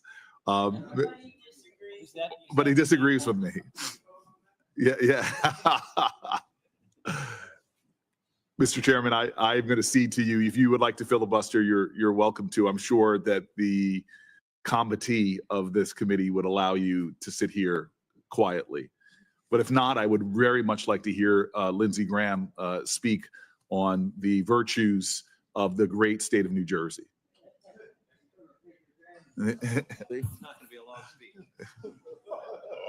Wow. New Jersey. Wow. My brother-in-law is from New Jersey and we like him a lot. That I will take that as a testimony. Thank you, sir. And happy birthday to Dick Blumenthal.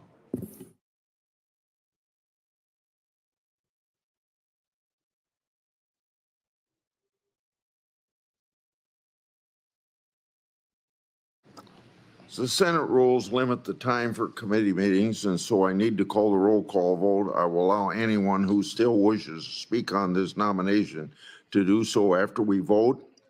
On the favorably reporting the nomination of Kash Patel to be Director of Federal Bureau of Investigation, the clerk will call the roll. Aye. Aye. Used to be in the 10. Aye. Aye. Mr. Hawley. Aye. Mr. Tillis. Aye. Mr. Kennedy. Mrs. Blackburn. Aye. Mr. Schmidt. Mrs. Britt. Mrs. Moody. Mr. Durbin. No. Mr. Whitehouse. No. Ms. Klobuchar. No. Mr. Coons. He wants to know by proxy. No by proxy. Mr. Blumenthal. No. Ms. Serrano. No. Mr. Booker. No. Mr. Padilla. No. Mr. Welch? No. Mr. Schiff? No. Chairman Grassley? Aye. On this vote, the ayes are 12, the nays are 10. The vote of 12 to 10, the nomination will be favorably reported to the floor. Do you want to speak? Yeah, please do now. And will some, I got to go vote, will some senator on my side stay?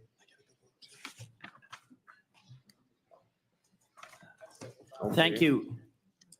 Thank you, Mr. Chairman. I believe that this country, in this Congress, is in the midst of what has been a slow-moving but rapidly accelerating constitutional crisis. It began most visibly on January 6th of 2021, when the two norms of this republic, the peaceful transfer of power and the renunciation of violence, were breached. And where many members of the House and Senate voted against certifying the election of the person chosen by the American people. President Trump then, and President Trump today, continues to assert that the 2020 election was stolen. Stop the steal. He won the 2024 election. His election was certified. He's entitled, as president, to vigorously use the powers of the presidency to implement the policies that he advocates.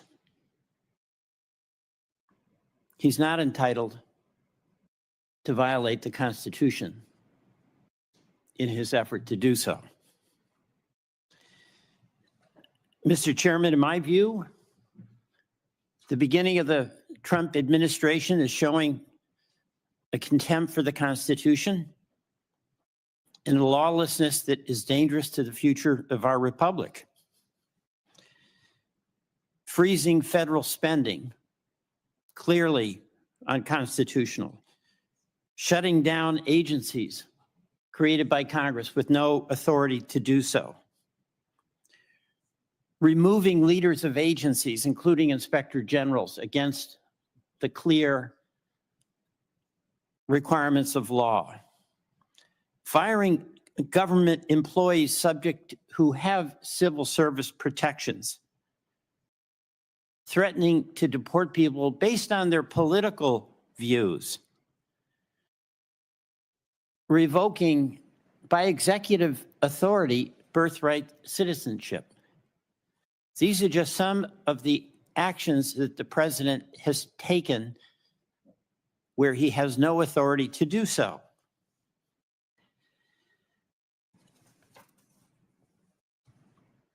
On Monday, a federal judge said that the White House defied his order to release billions of dollars in federal grants, marking the first time a judge has expressly declared that the Trump administration is disobeying a judicial mandate. This country is headed into a situation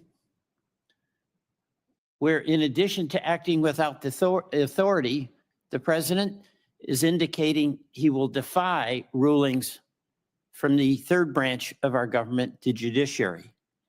Vice President Vance has made very clear his point of view on this. Judges aren't allowed to control the executive's legitimate powers. Of course, under our Constitution, since Marbury versus Madison, the court is the final arbiter of what is constitutional or what is not.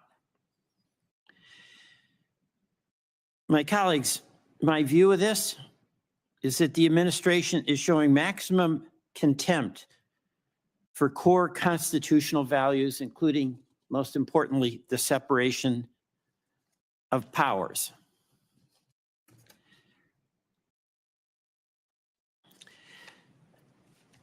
we have a dilemma here.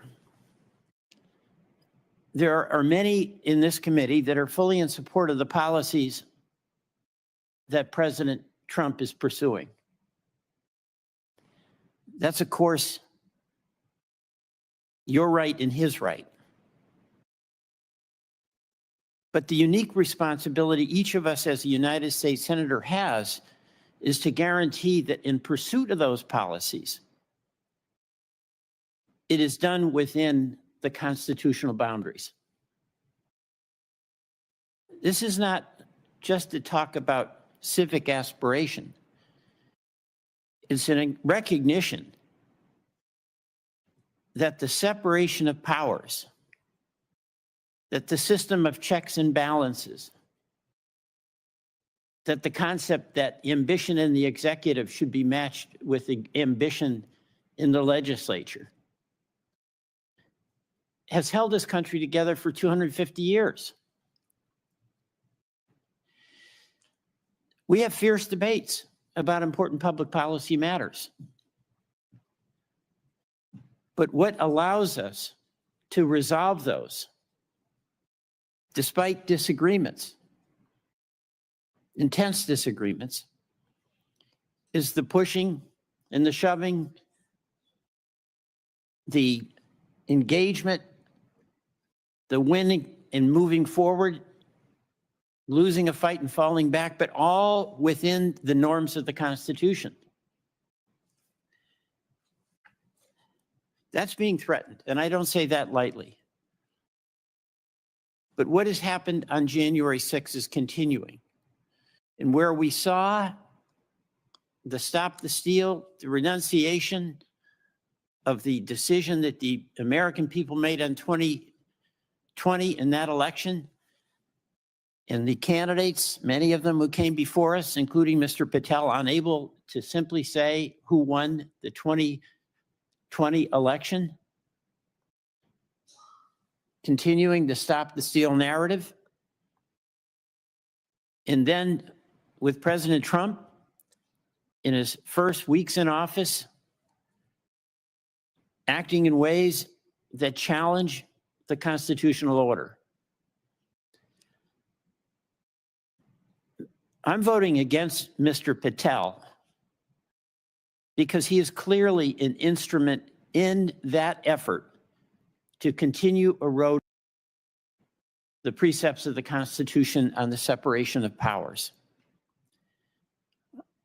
My colleagues, this is a very difficult time, particularly for my colleagues on the Republican side. You support many of the President Trump's policies, and as I say, that's your right. But it is so essential to each of us as a U.S. Senator to make our own judgments about whether the manner in which power is being used on the executive branch is a threat to the power of the legislative branch, the Article 1 branch. We, each of us, must be custodians of that constitutional order in our role as the legislature in it. Tough judgments that have to be made. My judgment is that the president is showing absolute contempt for the United States Congress. And the next stop is contempt for the United States judiciary. I cannot vote for a person who signed on to that agenda. I yield the floor.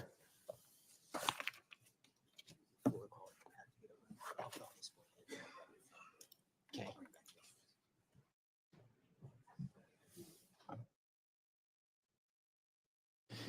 Senator Schiff will be joining us shortly. To my friend, Senator Welch, I hope we have a great relationship, but some of the things that he was talking about, the tug and pull of the executive and the legislative branch, plays out this way every time you have a transition of power. The best example I can use is a very current example right now between a Democrat governor and a Republican legislature in the state of North Carolina. We have a new governor who in his first 90 days is probably going to do, as he should, push the boundaries of the executive branch. That's their job. The same thing with President Trump. We need to continue to assert that there are very clear differences enshrined in the Constitution between who has authority, but to pretend that that just occurred in this administration is looking past the endless speeches that were made over the last 4 years about President Biden stretching his authority, being challenged in court, et cetera. So I don't think that this is new. And I do believe that getting back to Mr. Patel, that he's been treated unfairly. I had some posters here I'm not going to use, didn't even intend to speak until we determined that we need to allow more time for Mr. Schiff. But I heard a lot of people say in their comments, if the allegations are true. Now, this is coming from my colleagues on the other side of the aisle. So they're not 100% they're sure, but it sure certainly fits comfortably into a narrative in opposition to Mr. Patel. We heard a video reference, I think, by Senator Whitehouse about, I think it was Senator Whitehouse, one of the members here talking about the chopping of logs of the people on the so-called enemies list, which was an index to a book that Mr. Patel wrote and published. If you kept watching that same video that he didn't produce, and it was many years ago, you'll see that he was also chopping off at the end of the log, MAGA, Truth Social, and a couple of other logos. Yeah, just put that up real quick. So everybody conveniently stops, presses pause at the point to make their argument. But if they've gone a little bit further, they would have seen other things are coming off the log. So guys, let's be fulsome in our research, our response, or our basis for opposing or supporting a nominee. I think Mr. Patel is going to come and fix an agency that I have great admiration for, that I still believe is the gold standard for law enforcement agencies in the world, in the history of the world. But to suggest that others should not be put under a microscope, I think is naive. I supported Chris Wray, and yet he disappointed me in that he is at the top of the agency and there were inappropriate investigations going along. I supported Merrick Garland when he was put forth by Senator Biden, and yet he's disappointed me with some investigations and activities in the DOJ that were absolutely inappropriate under his watch. Did he know about it? I don't know. But what I do know is he was the head of the organization, and at some point you have to hold people in these organizations accountable. I trusted Mr. Comey until he gave me a reason not to. So for people to think that we should keep the FBI as it is and not question some of the politically motivated activities, whether a Democrat or a Republican is in power, are either being naive or just waiting for the opportunity when that slant is in the favor of their own their worldview. I, for one, want the FBI to do the job it does very well and nothing more, never to be motivated by political retribution. I said yesterday to a nominee, this needs to end. The political physics of for every action, there's an opposite and equal reaction is what is tarnishing the reputation of the finest law enforcement agency recognized that way worldwide, and we can do better. There were other people that were saying that Mr. Patel condoned the January 6th attacks. I asked him when he was sitting right there, does he agree with me that people that attack Capitol Police officers are thugs? And he said that if he were asked by the president to have given pardons to those thugs that attack Capitol Police officers, that his recommendation would have been no. And yet people want to pretend that he was okay with that, coming in as the head of the FBI. So folks, let's just be honest here. There was someone else who said, there was a Republican that said this is a shirts and skins exercise. I'm the one that said it. Because when you see Pam Bondi, who has personal relationships with people on the other side of the aisle, not get a single Democrat vote from this committee, then clearly we're in a shirts and skins posture. Not always, probably not even for the remainder of this Congress. But right now, I stand by that characterization, and we saw it play out again here today. So unless Senator Durbin has anything to say, we'll be at ease until Senator Schiff arrives.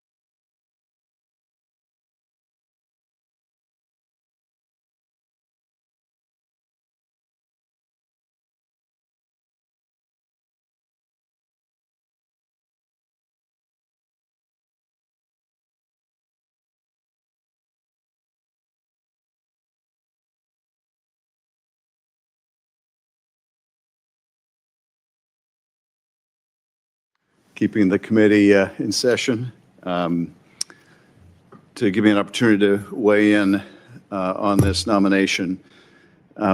Before I address Mr. Patel, I do want to address the continuing narrative about the weaponization of the DOJ, the supposed weaponization of the DOJ over the last 4 years, because to me it represents the most vigorous reinvention of history.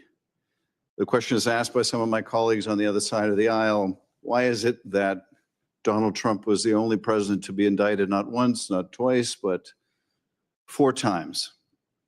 And isn't this, by definition, a double standard, a treating of this president differently because no other president in history has been indicted so many times? Well, the one doesn't fall from the other. Yes, this president was indicted more than any other president in history because this president committed more crimes than any other president in history. And let's look at what he was indicted for, because we can't just talk about this in the abstract. He was indicted for inciting a violent attack on the Capitol to stop the peaceful transfer of power.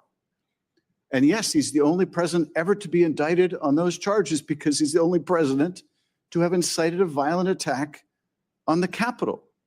That doesn't mean a double standard was applied to Mr. Trump.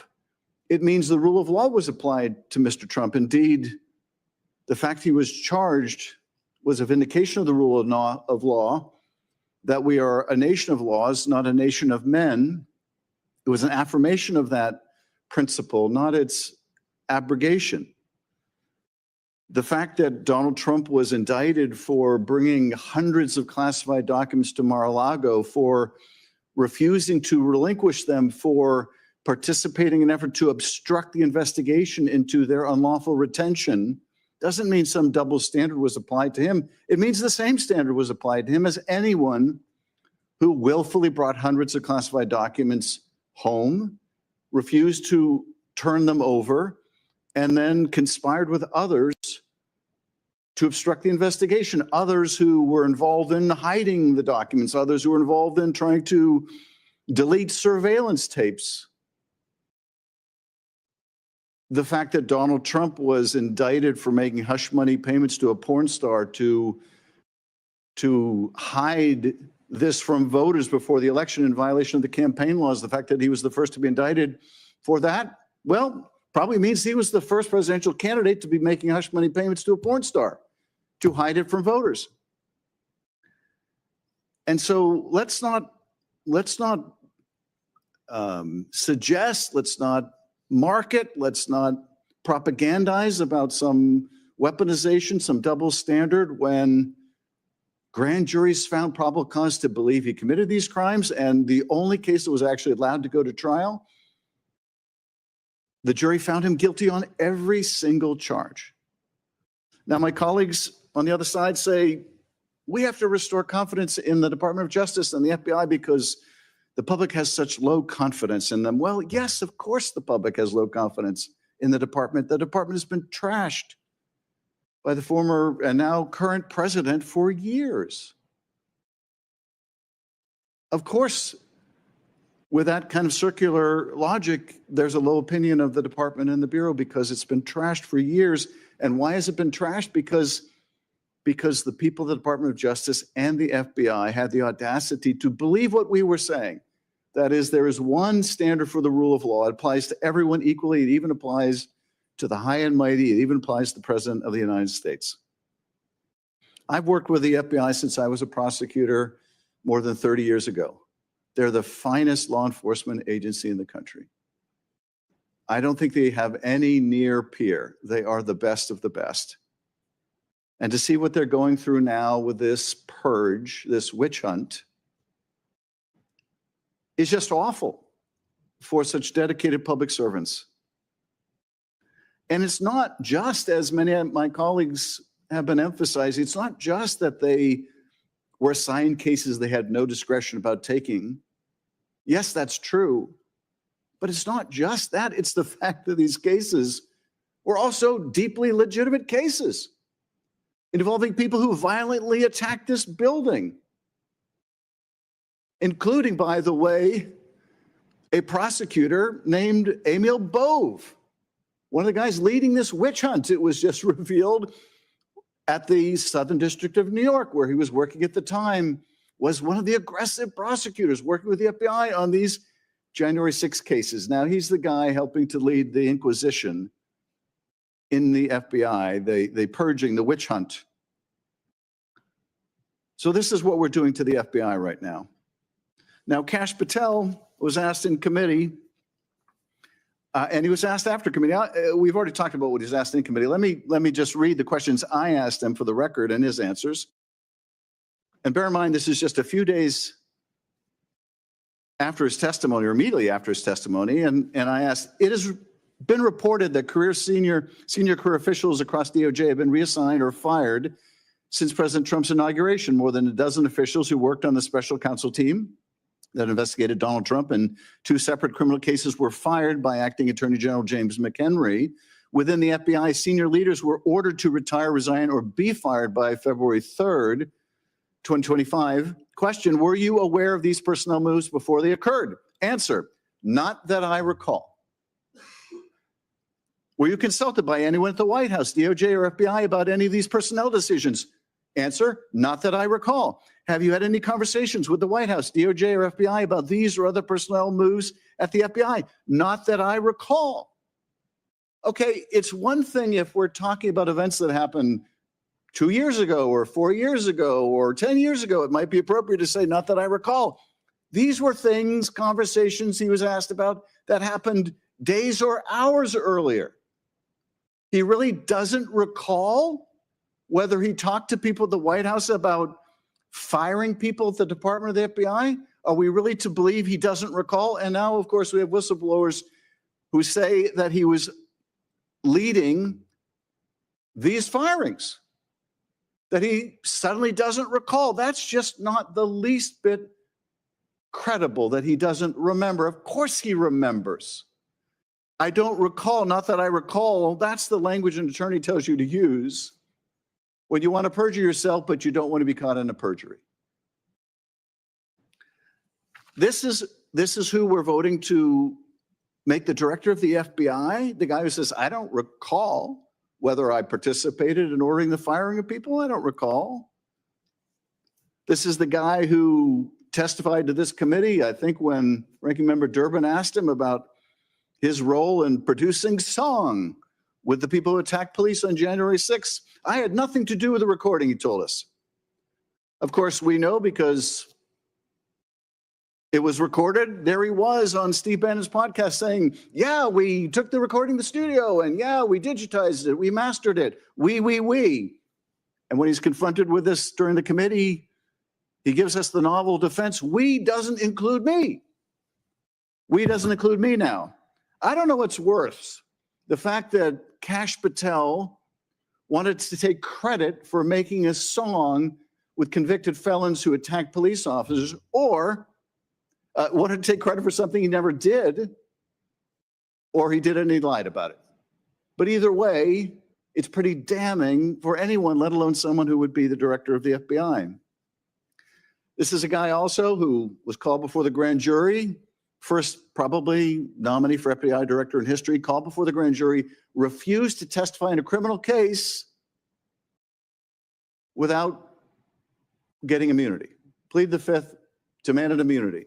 This is going to be the FBI director, a guy who won't testify in a case investigated by the FBI without getting immunity? A guy who has, I guess, stock options worth $1 to $5 million from a company financed by the Chinese Communist Party? And we still don't know what he did to earn $1 to $5 million from a company affiliated with the Chinese Communist Party, who made money from some Czechoslovak group, an arms conglomerate with ties to Putin. We still don't really know what he did to earn money from them either. This is really astounding that we are where we are. I've known Kash Patel since he was a staffer for Devin Nunes. He is not someone you would ever think of when you think of fidelity, bravery, integrity. not when he was a staffer, not when he was in the Trump administration. In fact, the people who speak most damningly of Kash Patel are the people who worked with him in the administration. People like Bill Barr, who for a lesser position said over my dead body when asked about Kash Patel. It is just a tragedy for the FBI that it comes to this. I can't imagine the demoralization at the FBI and at the Department of Justice. The damage will be long, long standing. It seems my colleagues are determined to confirm him on the Senate floor. And to all those FBI agents I worked with over the years, to all that are there now that I've not had the privilege of working with, my heart breaks for what you're about to go through with leadership that you cannot respect, who has not earned your respect, who will not earn your respect. I know you will put your head down and do your jobs because you're professionals. I hope you stay at the FBI. I hope you don't leave, because if you're committed to the mission and you leave, then it's going to just leave behind people who are less committed to the mission. So I hope you'll stay. I hope you'll gut it out. I hope the same is true of the career professionals at the Department of Justice who are the subjects of a similar witch hunt. I spent almost 6 years in that department. I venerate that department. And we need the career civil servants, public servants who serve in both those institutions. But it will be a sad day indeed when we confirm the likes of Kash Patel, knowing what we are getting. We will have no one but ourselves to blame. Mr. Chairman, I yield back. I will close with this commentary. We've talked about and listened to people hypothesizing about Patel taking leads from the White House. We have plenty of evidence that the White House telegraphed to the Department of Justice about these prosecutions. We have Biden complaining that Garland didn't start soon enough. And then you have this coincidence of Trump announcing for re-election in December 2022. And then all of a sudden in 2023, you have 4 indictments. What a coincidence. Meeting adjourned.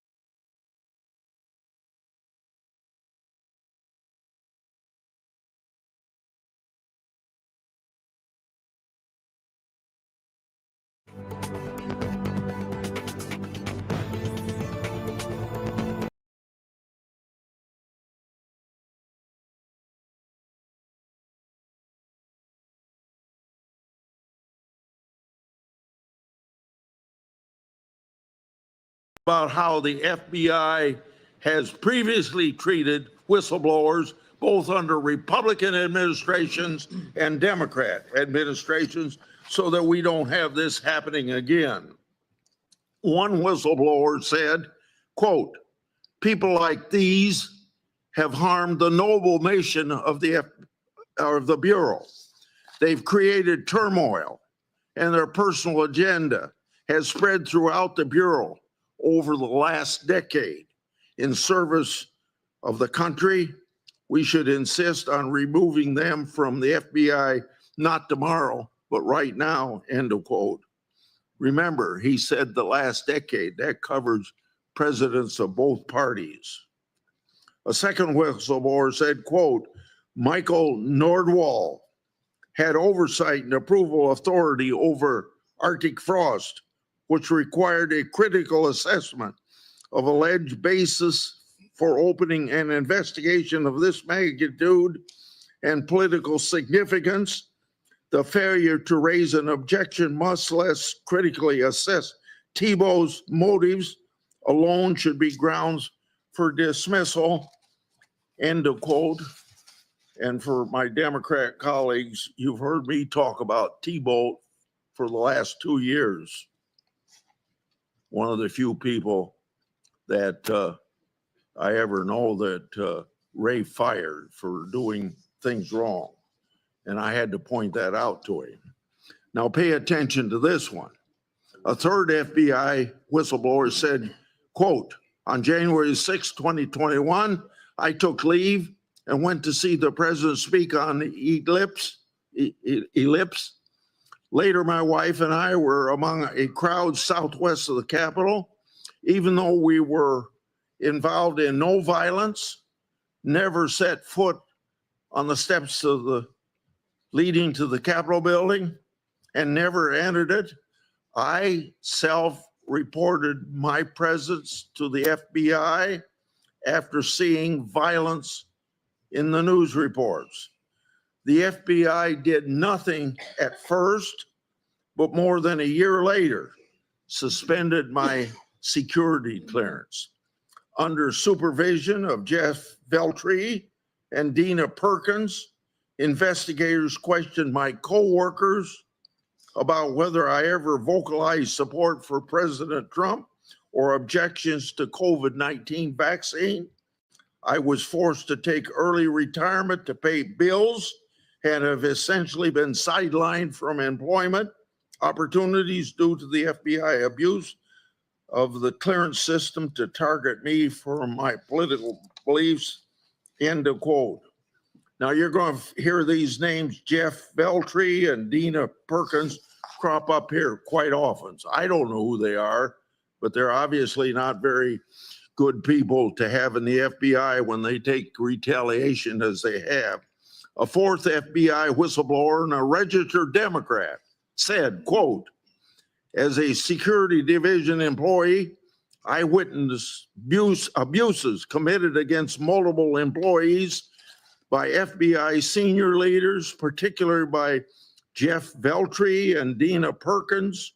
I also saw a security division retaliated against 5 of its own employees for protesting these unlawful practices.